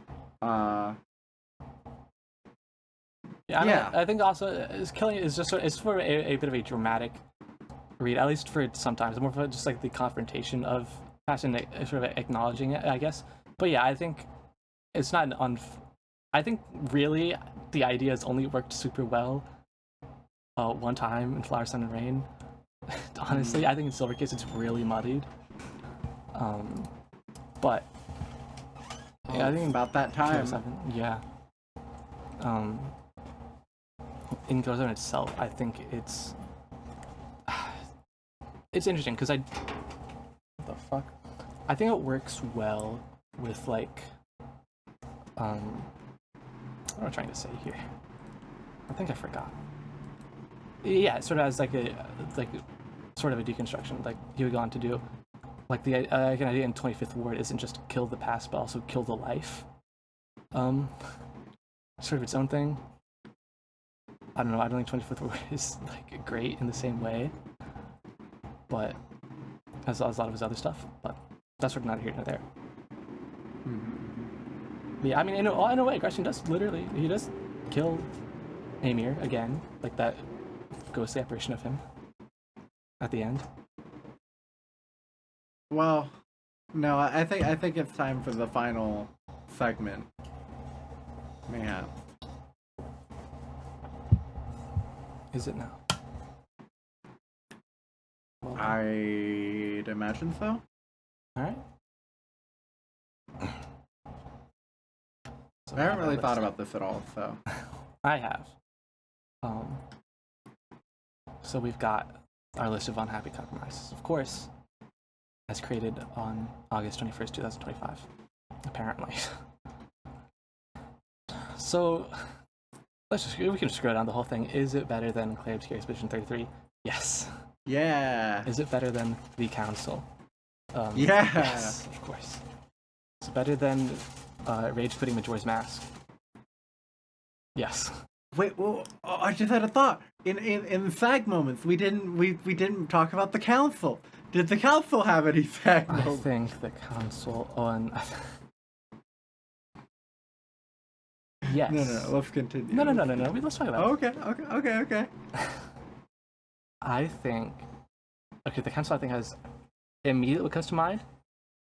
Like kind of the opening in general is kind of absurd. It's like, what are we doing here? The moment where what's her name? Benjamin, or is it not Benjamin Franklin? John Adams' daughter. That was kind of real, but also definitely not. Just up and vanishes from the plot. Like that's. Yeah. I think that's an all-timer. And then of course all the demon stuff is so good. Derogatory. But I'm like, all right, that's it. That's our moment. Do you have any thoughts as the suggester?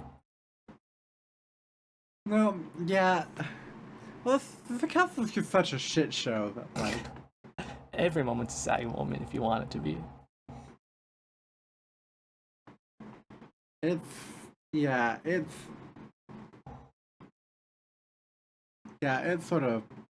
just sucks.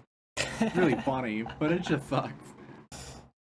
All right, if that's your word on it. Anyways, obviously Killer7 better than Council, better than. We didn't talk about Majora's Mask either. Oh yeah, we did. But I mean, well, because that didn't even like really have an episode. That's true. We did play it though. Well, kind of. We did kind of play it. Maybe I'll go back to it at some point. Maybe. Tales of Monkey Island, better than Tales of Monkey Island. Is Killer7 better than Half-Life Drifter? Yes. Is it better than Transistor? Yes. Yeah. Is it better than Castlevania Round of Blood? Yes. Is it better than Sunless Seas? Yes. Yes. Is it better than Fire Emblem, Genealogy, and Holy War? Yes. Yeah. Okay. I had to get your confirmation. But no. Okay. Here's the thing. I thought about it for a second because I really like FE4. I'm glad to hear like that. FE4.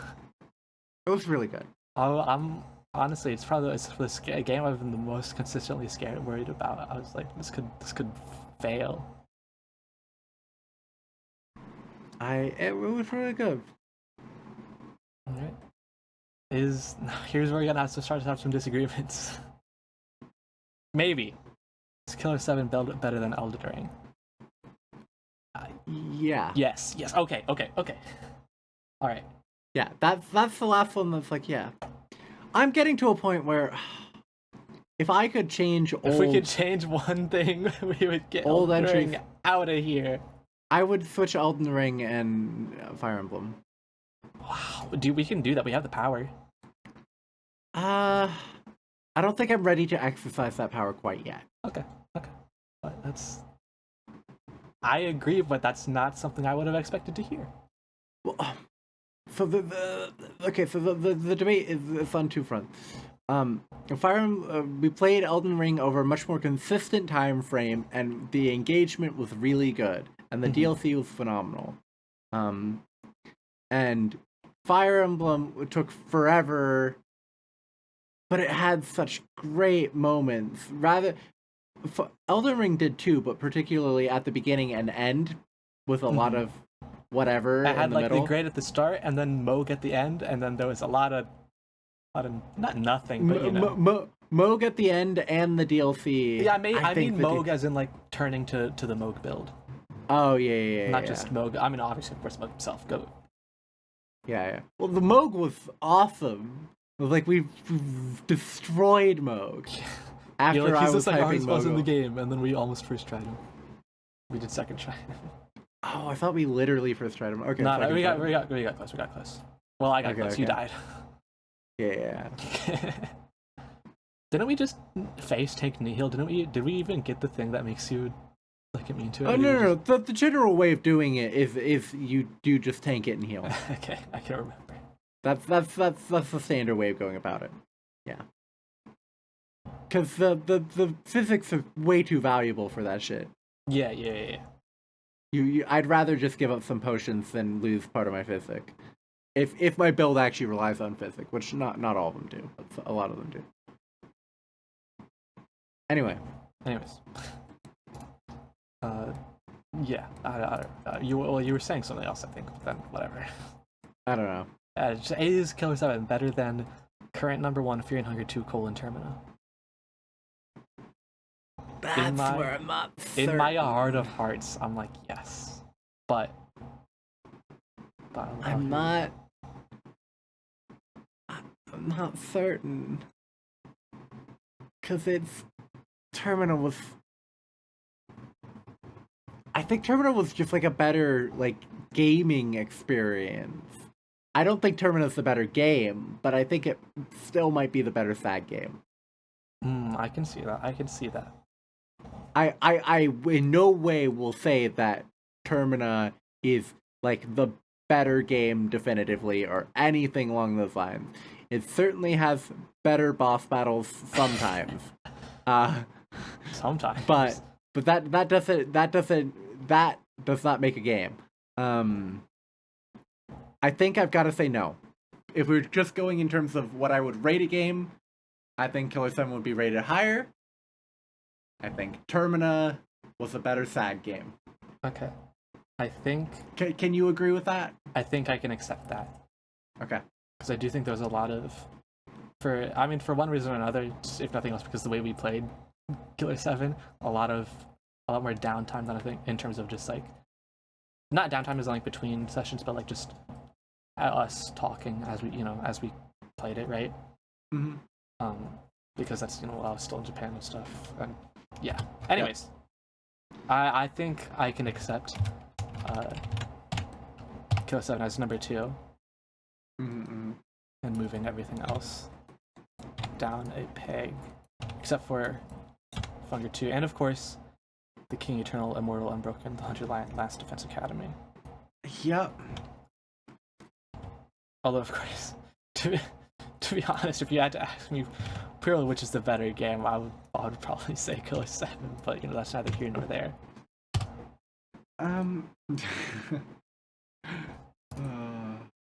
I probably wouldn't, but That's fair.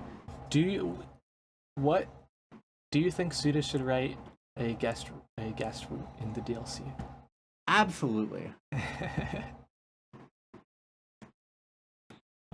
And he should make it like very thinly veiled, borderline not at all veiled, like resentment about his about losing Takata about losing Takata. That'd be awesome. And he'd also be the only guy that, aside from Kodaka, that could do anything with Moko, because they're both big wrestling fans.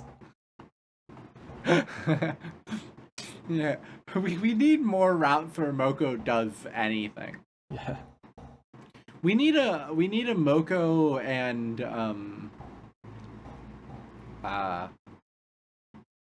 we need a Moko and Darumi save the world route. Yeah. I think we don't really see those two interact, but I think it would be funny. They don't have any big interactions, right? No, not that I can think of.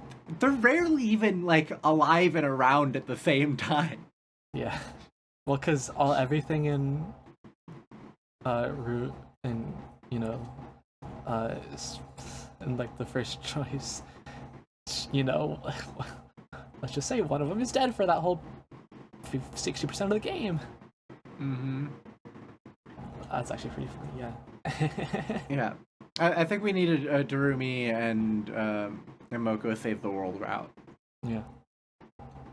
Written by Suda. Written by Suda51. I think it could work. Because as much as Kodaka is a Suda fan, I don't know if they've ever had any work together. I think it could work. I think it could. Something could happen there. Hmm. Anyways, is this an episode? Are we done here?